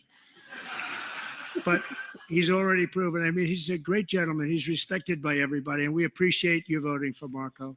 He's going to do a fantastic job. Thank you. Thank you. He's doing a great job. Great job. And I also have a message tonight for the incredible people of Greenland. We strongly support your right to determine your own future. And if you choose, we welcome you into the United States of America. We need Greenland for national security and even international security. And we're working with everybody involved to try and get it. But we need it really for international world security. And I think we're going to get it. One way or the other, we're going to get it. We will keep you safe. We will make you rich, and together There's the headline. We will take for Greenland tomorrow. to heights like you have never thought possible before. It's a very small population, but very, very large piece of land and very, very important for military security. America is once again standing strong against the forces of radical Islamic terrorism. 3.5 years ago, ISIS terrorists killed 13 American service members and countless others in the Abbey Gate bombing during the disastrous and incompetent withdrawal from Afghanistan. Not that they were withdrawing, it was the way they withdrew. Perhaps the most embarrassing moment in the history of our country. Tonight, I am pleased to announce that we have just apprehended the top terrorist responsible for that atrocity. And he is right now on his way here to face the swift sword of American justice.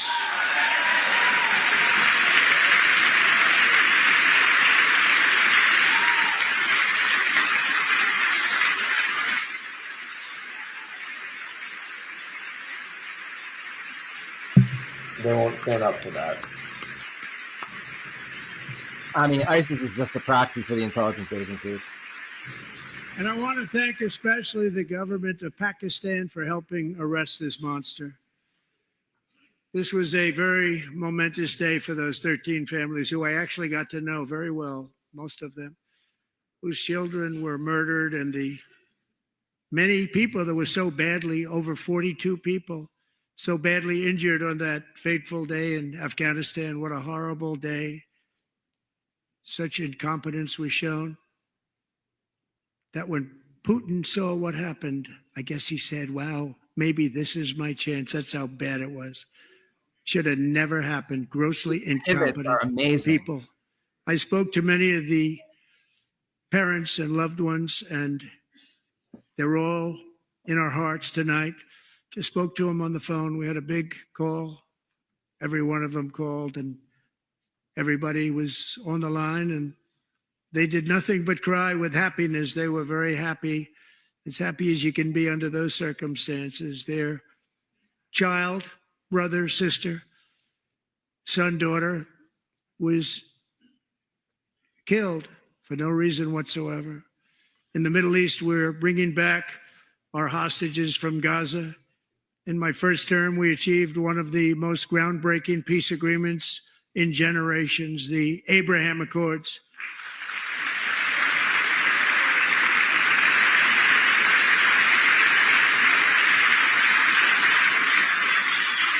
Oh, the ceasefire's kind of been broken lately.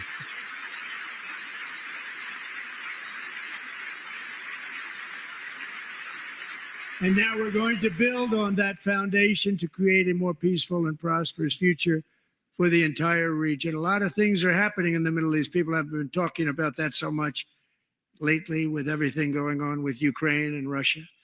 But a lot of things are happening in the Middle East. It's a rough neighborhood, actually. I'm also working tirelessly to end the savage conflict in Ukraine. Millions of Ukrainians and Russians have been needlessly killed or wounded in this horrific and brutal conflict with no end in sight. The United States has sent hundreds of billions of dollars to support Ukraine's defense with no security, with no anything.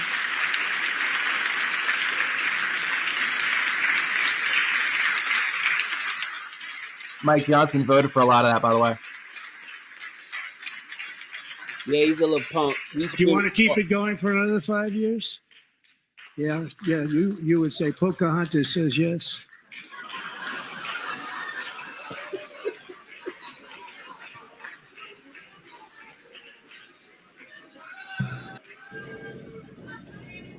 $2,000 people are being killed every single week.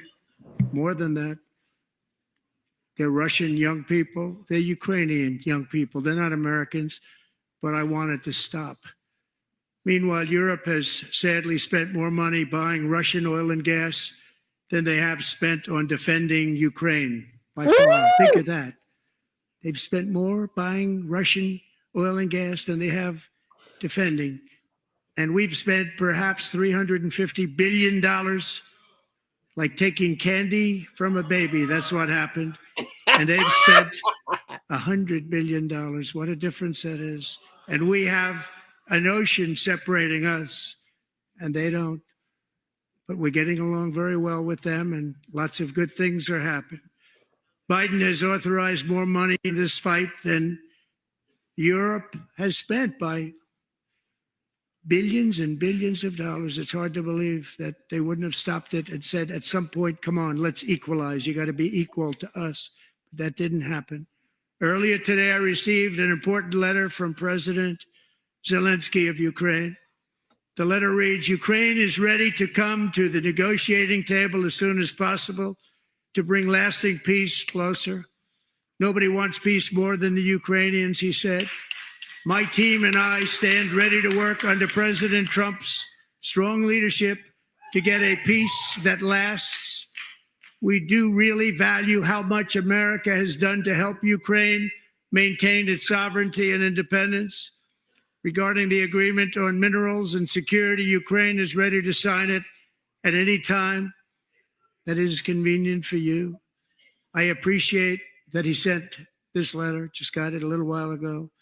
Simultaneously, we've had serious discussions with Russia and have received strong signals that they are ready for peace. Wouldn't that be beautiful? Wouldn't that be beautiful? Yes, I'll believe it when I see it. I don't blame you. Dude literally came over here and fucking spun things to the last minute on Friday. Yep, I agree. It's time to stop this madness. It's time to halt the killing. It's time to end the senseless war. If you want to end wars, you have to talk to both sides. Nearly 4 years ago, amid rising tensions, a history teacher named Mark Fogel was detained in Russia and sentenced to 14 years in a penal colony. Rough stuff.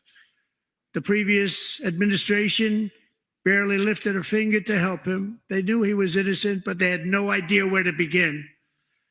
But last summer, I promised his 95-year-old mother, Malphine, that we would bring her boy safely back home. After 22 days in office, I did just that, and they are here tonight.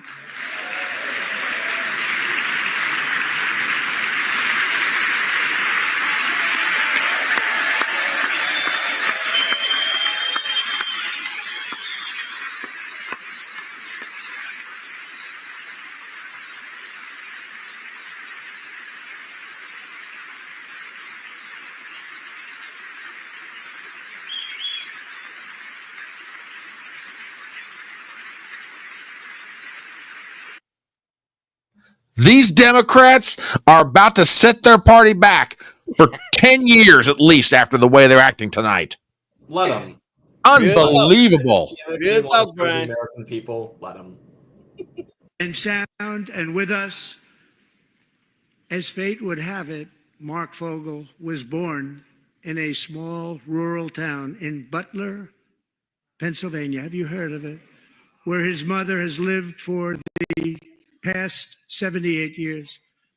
I just happened to go there last July 13th for a rally. That was not pleasant. And that is where I met his beautiful mom right before I walked onto that stage. And I told her I would not forget what she said about her son. And I never did I? Never forgot. Less than 10 minutes later, at that same rally, gunfire rang out, and a sick and deranged assassin unloaded 8 bullets from his sniper's perch into a crowd of many thousands of people. My life was saved by a fraction of an inch, but some were not so lucky. Corey Comparator was a firefighter, a veteran, a Christian, a husband, a devoted father, and above all, a protector. When the sound of gunshots pierced the air, it was a horrible sound. Corey knew instantly what it was and what to do. He threw himself on top of his wife and daughters and shielded them from the bullets with his own body. Corey was hit really hard. You know the story from there. He sacrificed his life to save theirs. 2 others, very fine people, were also seriously hit. But thankfully, with the help of 2 great country doctors, we thought they were gone and they were saved. So those doctors had great talent. We're joined by Corey's wife, Helen, who was his high school sweetheart, and their 2 beloved daughters, Allison and Kaylee. Thank you.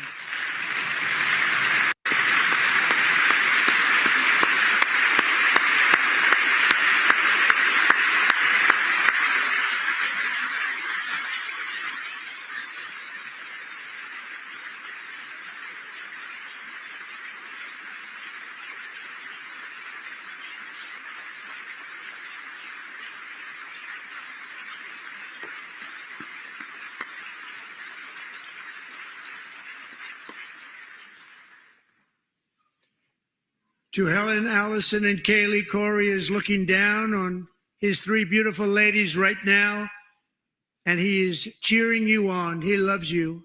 He is cheering you on. Corey was taken from us much too soon, but his destiny was to leave us all with a shining example of the selfless devotion of a true American patriot. It was love like Corey's that built our country, and it's love like Corey's that is going to make our country more majestic than ever before. I believe that my life was saved that day in Butler for a very good reason. I was saved by God to make America great again. I believe that. Yeah. Thank you. Thank you.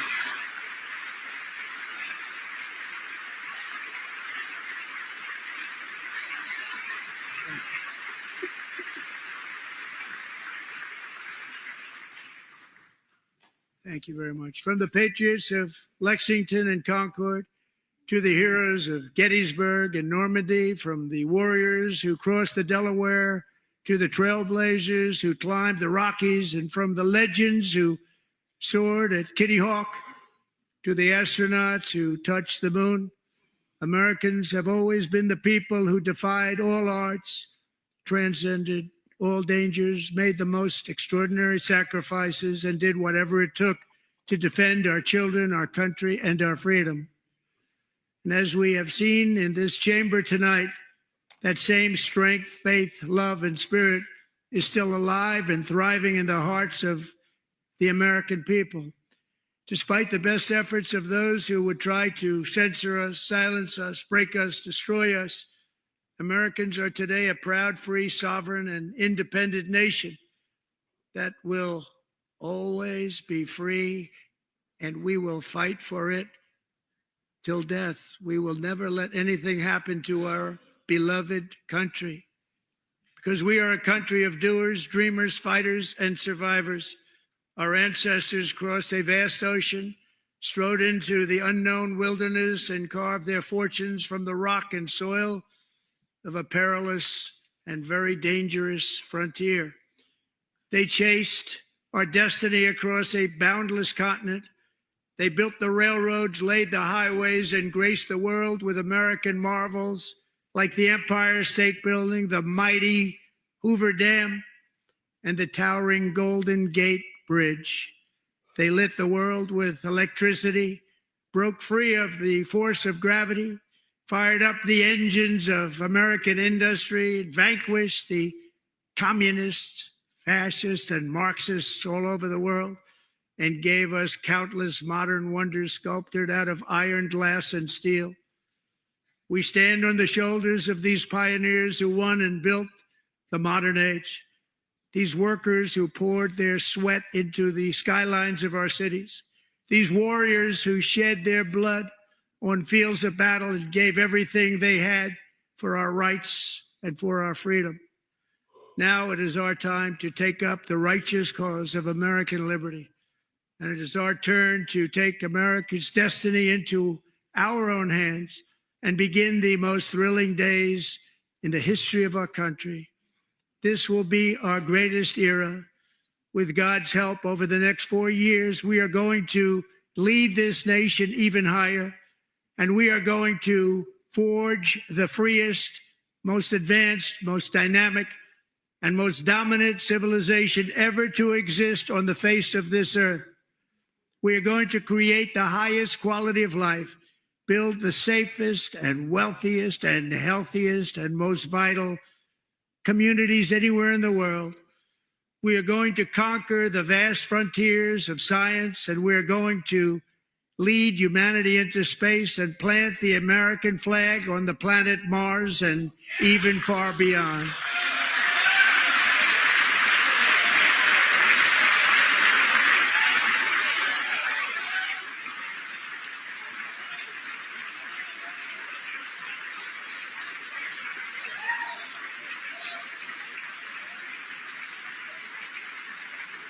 And through it all, we are going to rediscover the unstoppable power of the American spirit. And we are going to renew unlimited promise of the American dream. Every single day, we will stand up and we will fight, fight, fight for the country our citizens believe in and for the country our people deserve.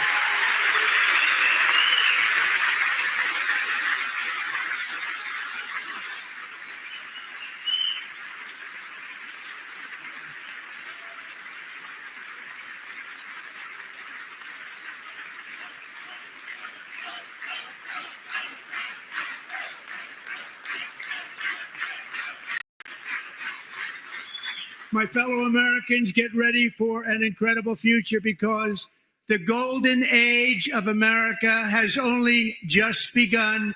It will be like nothing that has ever been seen before. Thank you, God bless you, and God bless America.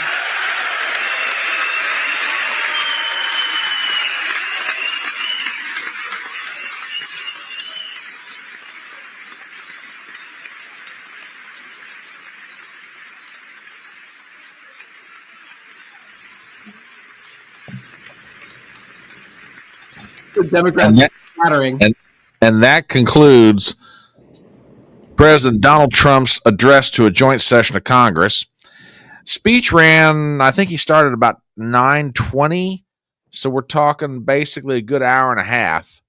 So let's just dive right in, because I know that we've got a bunch of things to talk about. My name is Brian Trippett. I'm the Front Porch Conservative. I'm joined by the host of the Dangerous Rhetoric podcast, Mr. Brentley, author Chad Manley, and host of Real Talk with Darius Simpson. Just over an hour and a half. Lot to get into. I mean, I'll let you guys go first, but man, we've got to get into the optics of this thing. And before we do, let me real quick, I want to thank Patty for the super sticker. Greatly appreciate that. Midmo's become a member, and Matthew Bracco, thank you very much for super stickers, for memberships. Greatly appreciated all of you. All right, Darius, I'm going to throw it to you first. What'd you think? What stood out to you? What'd you like? What'd you not like? Let's have it. Man, I liked it from the top to the bottom, from the bottom to the top, and all the way around. Is it so sad that the Democrat Party did not get involved at all with supporting anything that the Trump was talking about and supporting the victims, victims' families, and all that? Yes. But what I love more than anything right now is that America is back. It's going to be better than ever before. I like everything Trump laid out. Everything was clear, it was concise. Oh, I loved how Trump dug at the Democrats too. Yep. I really did. I think he was showing himself as a man among boys, in my opinion. But I just like the overall energy. I like the force. I like that he wasn't just showcasing the world. I mean, showcasing the Democrats or America. He was talking to the rest of the world, sending them notice that we are back. We're bigger and better than ever before, and you do not want to mess with us. Chad? So maybe this is a little bit of a different view. I thought it was pretty standard for his State of the Union addresses during his first term. You know, there wasn't anything. Trump on prompter is really good. His approval ratings after State of the Union addresses are have always been pretty good because he knows how to put on a good show. He brings in good people into the audience and points the cameras at them. Those are good moments. We saw a lot of that tonight too. So I thought it was pretty much in line. I think what really made this one stand out a bit more was not anything that Trump did. It was what the Democrats were doing. The fact that in years past, even Democrats all dressed in the same color and all, sort of doing their little protests during the address, they have still applauded some things. They have still stood up for some things. And here, like Darius was saying, you had family members of civil servants who have and veterans who have given their lives for the country. And the Democrats were like not only not standing and not applauding, they were like on their phones tweeting about something else. Yeah. And that with Al Green's little outburst at the beginning, I think if that's the face that they want to put forward to the American people, they are welcome to do so. I think the American people really reject that, just like we saw back in November. Brant? I just want to give a shout out to Maddie. Thanks for the super chat, Maddie. Maddie's a regular in our spaces in the Discord, so I gotta stand Maddie. He's awesome. I thought it was a great speech. It was, I'll agree with Chad. It was a little standard. It was, very much like a sort of rally the bases, tout your accomplishments, kind of thing. I like how he sort of honored his people.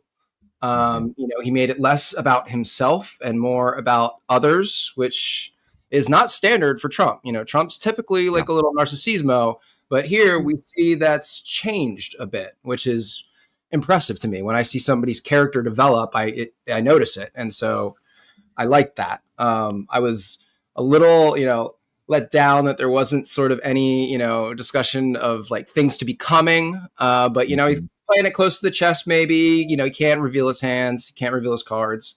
So, I'll give him, I said it before in the spaces, but I'll give him until November of 26 to really impress me. I'm still waiting to see. I want to see people arrested for crimes that were committed in the last 4 years, including politicians like Adam Schiff, who I think is probably the most obvious. Nancy Pelosi for her involvement in any sort of January 6th shenanigans. I would like to see, I want to see real investigations, real arrests. I want to see real results. And so while I'm impressed with Trump so far, I'm going to be critical, when it comes to these things, like the JFK files, the Epstein files, and more on UFOs and what the government knows about them, because so far it's been pretty mum. So, I was impressed. I loved it. I had a good time. I'm obviously I stand Trump. But, I'm going to continue to hold his feet to the fire and, continue to reiterate what I want to see. And, he was very, big on pointing out the ending of foreign aid and, restricting foreign aid and ending conflicts and stuff. But, Trump's always been a very big pro-Israel person. And, he's also authorized, I think it was something like $12 billion in money and weapons for Israel since he's been in power. So, they haven't really ended all foreign aid there. That was a little equivocal. But, I'll give him room to wiggle. So. Okay. Yeah, here's where I come down on this. I tend to agree with you, with all of you, in that, in one sense, this was a very standard speech by Trump. Is it going to be among the top 10 he's ever given? I rather doubt it. It was I mean, much with these addresses, it's a laundry list of things you're doing or have done.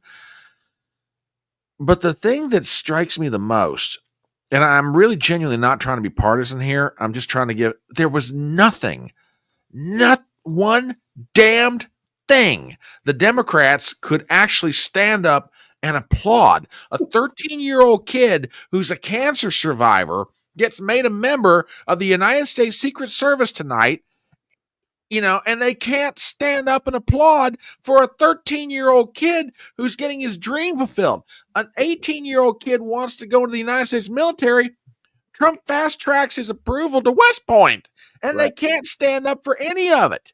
Al Green acts like some kind of Che Guevara wannabe, gets his butt thrown out at the very beginning of the thing.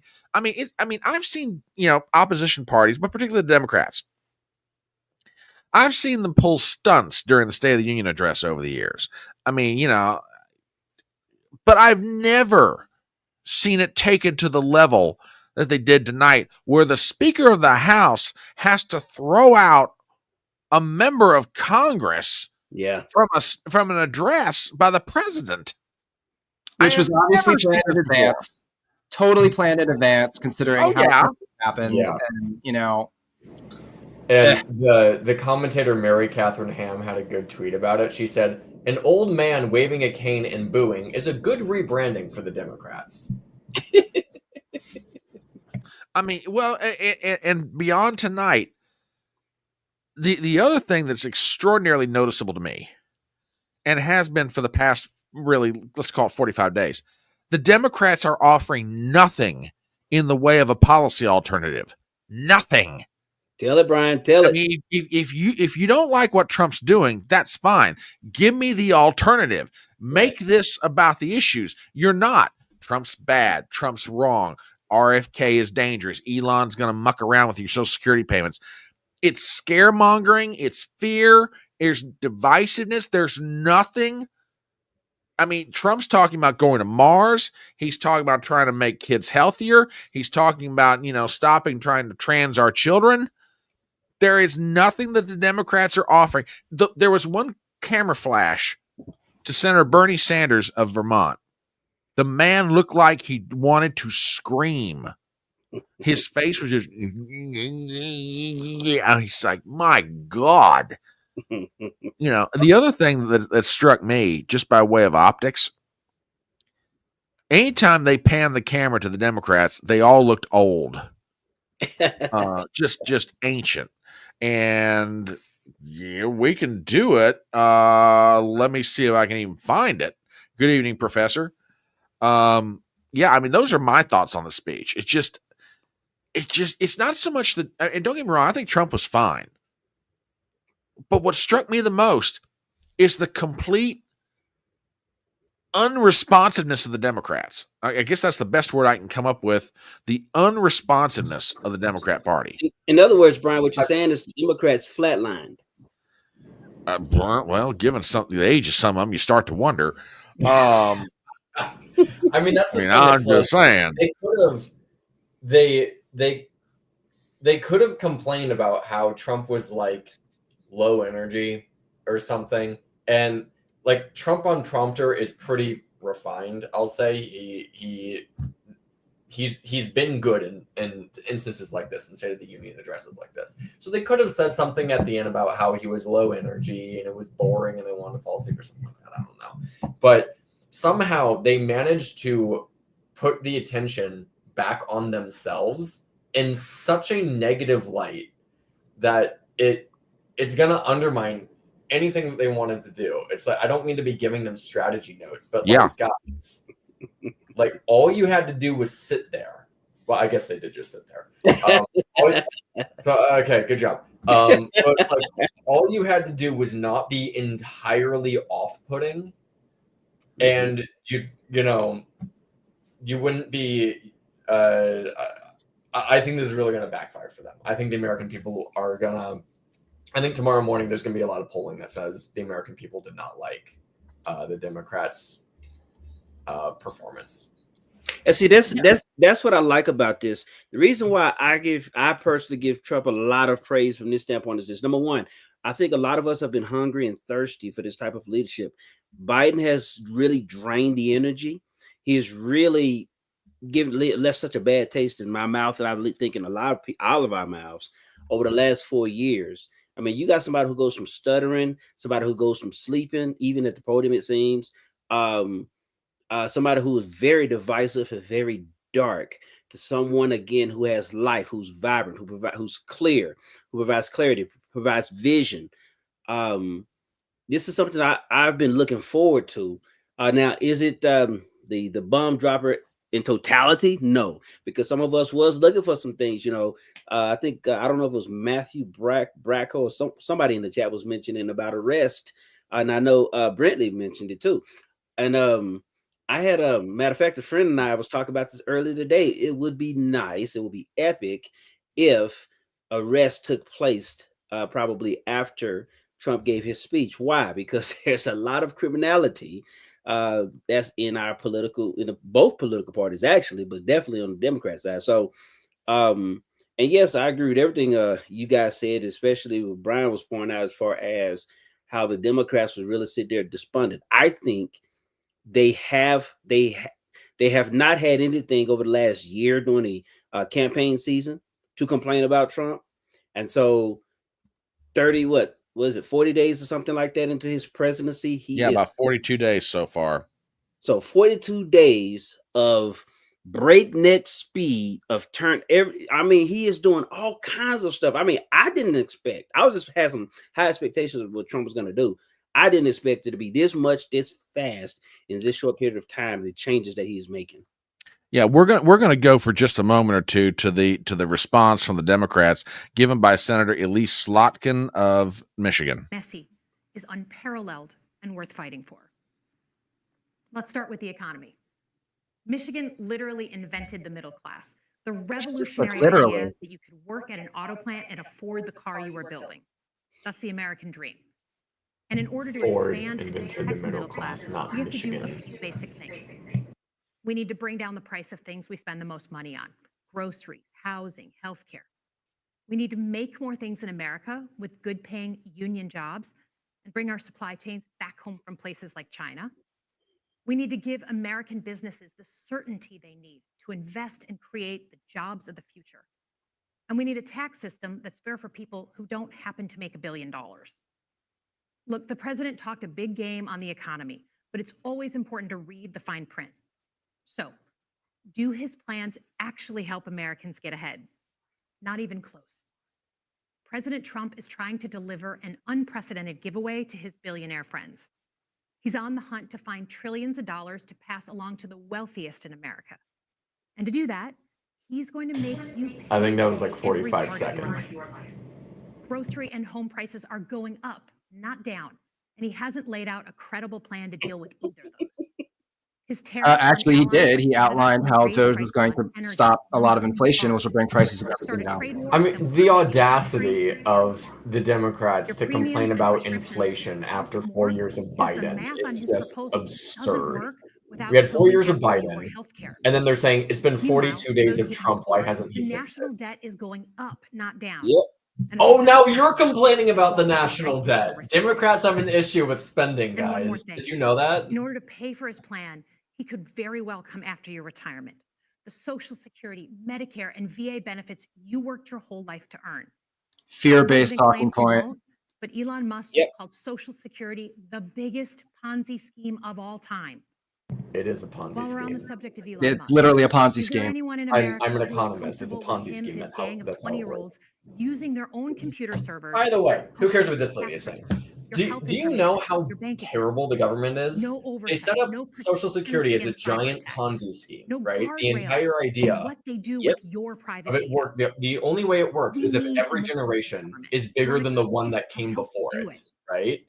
So they had to incentivize people to have kids, and they screwed up so bad that no one is having kids, and now we don't know how we're going to pay for research that finds the cure for cancer. Yep. Only to rehire them 2 days later. No CEO in America could do that without being summarily fired. Okay, so we've talked about economic security. How about national security? Let's start with the border. As someone who spent my whole career protecting our homeland, every country deserves to know who and what is coming across its border. Period. Democrats and Republicans should all be for that. Shut up. But securing the border without actually fixing our broken immigration system is dealing with the symptom and not the disease. America is a nation of immigrants. We need a functional system keyed to the needs of our economy that allows vetted people to come and work here legally. So I look forward to the president's plan on that. That's funny, considering the last 4 years. Today's world is deeply interconnected. Granted, if you recall, you'll remember that Joe Biden insisted that all those people that came over the border illegally were here One illegally. nation cannot face these issues alone. We need friends in all corners, and our safety depends on it. President Trump loves to say peace through strength. That's actually a line he stole from Ronald Reagan. But let me tell you, after the spectacle that just took place in the Oval Office last week, Reagan must be rolling in his grave. Yeah, he's shouting, excited. War in Ukraine. But Reagan understood that true strength required America to combine our military and economic might with moral clarity. And that scene in the Oval Office wasn't just a bad episode of reality TV. It summed up Trump's whole approach to the world. Yes, and may I remind you, Senator, that Reagan walked out of the Reykjavik conference with the Soviets trying to negotiate a treaty on nuclear armaments. So please don't give me the whole, oh, Reagan's rolling in his grave crap. And not Trump in office in the 1980s. Trump would have lost us the Cold War. Donald Trump's actions suggest that in his heart, he doesn't believe we're an exceptional nation. He clearly doesn't think we should lead the world. I love how she just claimed that Trump would have lost us the Cold War, like as if that makes any sense. As if Putin invaded Ukraine And I on would rather Trump's have watch. American leadership over Chinese or Russian leadership any day of the week. Because for generations, Democrats are completely tone deaf. They think this like schmarmy, condescending, mommy, school teacher attitude is effective with voters. It's not. It's a Nope. But let me tell you something. She's going to run for president in 2028. risk when the president decides you can pick and choose what rules you She's want gonna to fail follow, miserably. when he ignores court orders After from all the the success we're about to Constitution have, itself, she's gonna fail or when miserably. elected leaders stand by and just let it happen. But it's also at risk when the president pits Americans against each other. When he demonizes those who are different and tells certain people they shouldn't be included. Lady, the hell did he do that? A patch of land between two oceans. We are more than that. Generations have fought and died to secure the fundamental rights that define us. Those Which are? And the fight for them make us who we are. Now, I'll give her credit for this. She's better than Chameleon Harris. And we are never satisfied. That is America's superpower.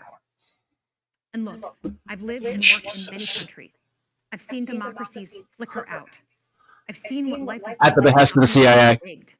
You can't open a business without paying off a corrupt official. You can't criticize the guys in charge without getting a knock at the door in the middle of the night. You all know you're from Michigan. We need to Yeah, make our she government says more just like Chuck responsive to our Schumer. lives today. Don't for one moment fool yourself that democracy isn't precious and worth saving. We live in That's what we're trying to do, lady. Trump is the kind of leader who is going to arrest his political opponents. So I'm going to go on national television and criticize him after his You now speech. more than ever. Come on. If previous generations had not fought for this democracy, where would we be today? Constitutional Republic. Second, hold your elected officials. It's not a including democracy. me, accountable. Watch how they're voting. Go to town halls and demand they take action. That's as American as apple pie. Y'all won't even show up. Organize. Pick just one issue you're passionate about and engage. And doom scrolling doesn't count. Join a group that cares about your issue and act. And if you can't find one, start one. Some of the most important movements in our history have come from the bottom up. In closing, we all know that our country is going through something right now. We're not sure what the next day is going to hold, let alone the next decade. But this isn't the first time we've experienced significant and tumultuous change as a country. I'm a student of history, and we've gone through A piss poor one, apparently. before. Yeah. And ultimately, we've chosen to keep changing this country for the better. But every single time, we've only gotten through those moments because of two things: engaged citizens and principled leaders. Engaged citizens who do a little bit more than they're used to doing to fight for the things that they care about, and principled leaders who are ready to receive the ball and do something about it. So thank you tonight for caring about your country. Just by watching, you qualify as engaged citizens. And I promise that I and my fellow delegates— A second ago, she said doom everything in scrolling our didn't power to be count. the principled leaders. Now watching a broadcast Good night, does. everyone. Well, that's the response of the Democrats for what it's worth. At least it was short. I'll give her that. Yeah, I agree. I mean, they're not offering anything of, I mean, to go to Brent's point, it's all fear-based points. That's it. There's nothing of substance. There's nothing positive. There's nothing uplifting. There's nothing anything. I'm getting pissed off sitting here thinking about it. You need some water? No, it's not. No, I mean, someone had to spray me down with a fire hose. Can I break in here and give you a little grok added info about Senator Slotkin? Okay. Slotkin's professional background is heavily rooted in national security. After earning a bachelor's degree in sociology from Cornell and a master's from Columbia, she was recruited by the CIA following the September 11th attacks. Fluent in Arabic and Swahili, she served 3 tours in Iraq as a CIA analyst, working alongside the U.S. military. She later held national security roles under President George W. Bush and Barack Obama, including positions at the National Security Council, State Department, and the Pentagon, where she was acting Assistant Secretary of Defense for International Security Affairs from 2015 to 2017. No, we lost Chad. So just a little interesting CIA background on Miss Slotkin. It's amazing how the CIA always ends up in the middle of something, ain't it? Well, I felt bad for the voters of Michigan because you didn't really have a good choice. You either had Mike Rogers or you had Slotkin. So it's like, what do you do here? She's apparently also a junior senator, and she was just elected this last round. So this is like her first time in the Senate. Brittany, did you say she was just selected? Yeah. She just won in 2024. Just won. Selected or elected. Y'all can, draw your own conclusions there. Bless the heart of those Michiganders. Former member of the CIA. Sucks. Yeah. I mean, but to go back to it again, there's nothing positive the Democrats are offering. There's no policy prescriptions. There's no policy alternatives. It's just Trump bad, Elon going to mess with your Social Security. Stand up for our rights and let's fight for individuals. And I'm like, what the hell? Yeah. Go ahead. I'm sorry, Brian. Go ahead. I mean, seriously. And after the optics of tonight's speech, I am telling you, they have screwed themselves. I mean, if people needed a reminder of why you voted for Trump, or let's just take Trump out of it. If you needed a reminder of why you voted against the Democrats in November 24, here's a good hour and a half reminder of why they were not worthy of the vote of the electorate. They cannot even stand up for a 13-year-old cancer-surviving kid who gets made an honorary member of the Secret Service. No, I agree 100%, Brian. I mean, I'm excited for the American people. Everybody who tuned in and those who will see the excerpts, or if not the entire video later, the recording later. Yeah, people, this is something you can't just tell people. They have to hear and or see it for themselves. Yeah, I agree. Because I've been going back and forth, for example, over the last few days on Facebook with some people. I don't know them; they don't know me. But there's a post they was putting up, and I said something obviously in favor of Trump, and they called themselves lighting into me. And so we're going back and forth, and I'm sending them information. Which most time when people argue with you and you send them actual evidence, they won't read it or look at it. Because I send videos and stuff too. And so all they want to do is argue. So I have to kind of basically, in a nice manner, depending on the conversation, dismiss myself from that conversation. Why? A lot of them have really been brainwashed into that mess. I'm excited for American people. They got to see for themselves, especially those who are still either on the fence or are heavily leaning Democrat. They get to see their party embarrass themselves. Yeah, all they had was that fear-based language. All they had, he's coming for your Social Security. Like all it was like that same feminine style casting of aspersion without any substance. from a former CIA analyst, Tell it. senator who nobody really knows of, which is interesting. It was interesting that they selected her to do this, to be the one to give the response. So I think I'm going to echo what Chad said earlier. They're positioning her to be, a new figurehead and perhaps presidential candidate in 2028. Vice President. And that goes to something else. One of the other observations that I made and I jotted down: the Democrats just look so old. I mean, Laura DeRosa, of the Congresswoman from Connecticut, the ranking minority member on the Appropriations Committee, Madam Purple Hair, Bernie, Hiawatha Warren, I mean, Schumer, Durbin. It just named the Democrat. They're old. They're tired. There's nothing there. And even the ones, Schiff, Slotkin, the new member, there's retread. There's nothing there. Right. The Jad of Pocahontas was gorgeous. I loved that. And speaking of Pocahontas, she was tweeting about the egg prices still going up, 15 minutes into the president's speech. She got ratioed hard. So that was very funny to see. So hopefully, I think that stopped her from tweeting anymore. Well, Paul Rubio, I hope that if you saw Rosa from across the train, that you didn't turn into stone, like she's got some kind of Medusa thing going on or something like that. Oh my God. I mean, it just, there's nothing good that comes out of this look, I got a tweet here from Chris Saliza. Used to work over CNN. He's now independent on his own right now. And Saliza's no right winger by any stretch, but I got to read this tweet because I think this is really good. That was a very effective speech. You can hate Trump or you can hate the speech, but that speech was aimed squarely at issues where the public is with Trump and filled with made for sharing moments. A master image maker at work, and you can hate him and acknowledge that's true. But I don't think the Democrats can do that. I don't think they can acknowledge that, Right. Just, oh my God. Oh, speaking of Madam Purple Hair Medusa, quote, using a child as a prop to disguise that your canceled research funding for children's cancer is not only hypocrite. She said this after the speech. I mean, not that I don't believe you, but I'm just sitting there going, you guys are tone deaf. You Democrats are completely and absolutely tone deaf. Yep. Unbelievable. Oh, Tracy, bless your heart, darling. You did not have to do that. Bless your heart. Oh my gosh. I will be on her channel tomorrow night at 6 p.m. Eastern, 5 p.m. Central. Nice. Thank you, Tracy. It's very generous of you. I appreciate that. There's nothing good for the Democrats that comes out tonight.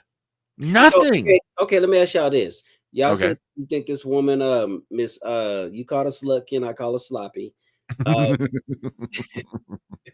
I have to confess, Slutkin is a term that Robert Barnes, the attorney, came up with, fellow YouTuber and content creator. But yes, so that's his. I can't take total credit for that one, but go ahead. Well, I'm gonna take credit for Sloppy. Okay. So what do y'all think then? We got 4 years, and based on what Trump's momentum, based on the vision he's set out so far, what talking points can or will the Democrats possibly have in 2028? I think part of that is going to depend on how quickly Trump can get the economy turned around. If he can get it turned around and salvage the midterms, in other words, hang on to the House and avoid what happened to him in 2018, then I don't know what the Democrats do here. If by the time we get to 2028, Trump's got the economy humming such that the Republican nominee can run on a very strong economy and say, hey, I'm not screwing this up, put me in. I don't know what you come up with. Yeah. I mean, I'm not trying to be Pollyanna about this. I mean, I know the Democrats are going to try something, but on the issues, I don't know where you go. If Trump ends the war in Ukraine, gets some kind of a peace ceasefire or a calming down of things in the Middle East, okay? And he gets the economy humming. In other words, we got safety abroad and prosperity at home. If you're the Democrats, where do you go from there? There's nowhere to go. Right. There's nothing you can run on.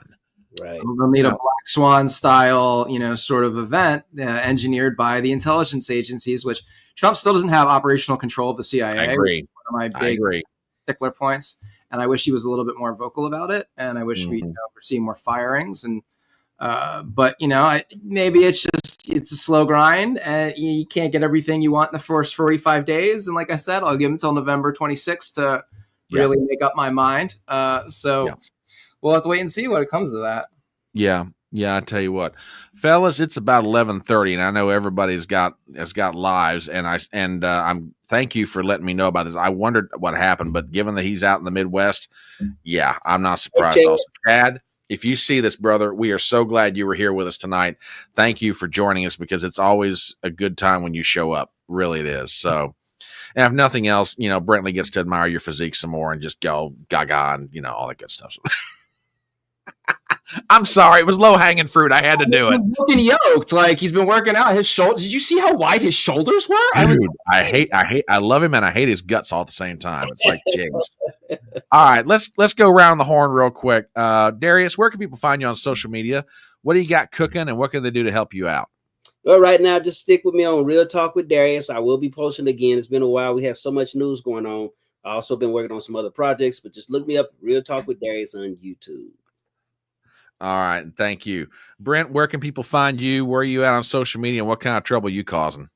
Oh, I'm getting into all sorts of trouble right now. So I used to do the Dangerous Rhetoric podcast pretty regularly. That's kind of gone on hiatus. Now I'm more into hosting spaces on X. We have a regular space every morning, 9 a.m. to 11 a.m. EST, talking current events, like spirituality, gay stuff, and whatever else comes across people's interests. And we do that every morning, 7 days a week. And I will continue that probably up until my work job starts to pick up, like around beginning of May. So we got 2 more months of me doing that. And we also are hanging out. I got a Discord that I'm running. So if you like the spaces, we basically, continue the spaces in Discord. That's where Maddie is. Philly hangs out in there. A whole bunch of the guys in the chat. Dalton, I saw him up there earlier. A bunch of the bros in the chat are regulars in the Discord and our morning spaces. And, it's just so much fun for me to be able to talk with like-minded people about the issues of the day on a regular basis, to have my views challenged, to have new information brought, to have like a bunch of diverse perspectives. Just we go at it. And, I run spaces a little bit differently. I don't like hand calling. We just, emphasize, self-observation, self-control, respect for your interlocutor. And it's been so much fun. I've been having a lot of fun time with it. So I can't encourage people to come by. And, if you like talking about current events and politics, it's a great space to do it. So cool. Check out Dangerous Rhetoric. We got archive of, like 125 episodes, a lot of stuff on there. It's all on YouTube. So check that out if you're interested. A lot of cool guests from the past. And Very cool. Well, you can find me on YouTube. You can find me on Rumble. You can find me on Twitter. You can find me on Twitter at the Front Porch C1. You can find me on Rumble at the Front Porch Conservative, and you can find me on YouTube at Chatting on the Porch. I will be back tomorrow night, 6 p.m. Eastern, 5 p.m. Central, on Tracy's channel, Gen X Marks the Spot.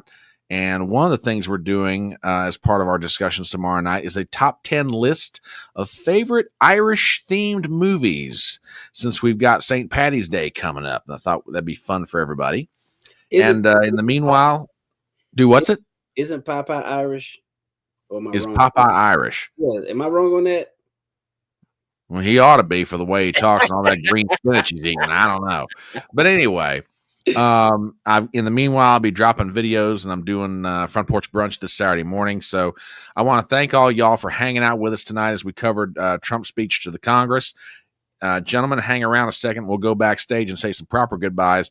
Folks, thank you very much. Have a great night. We love all of you, and we'll all catch up with you in our own way a little bit later on down the line.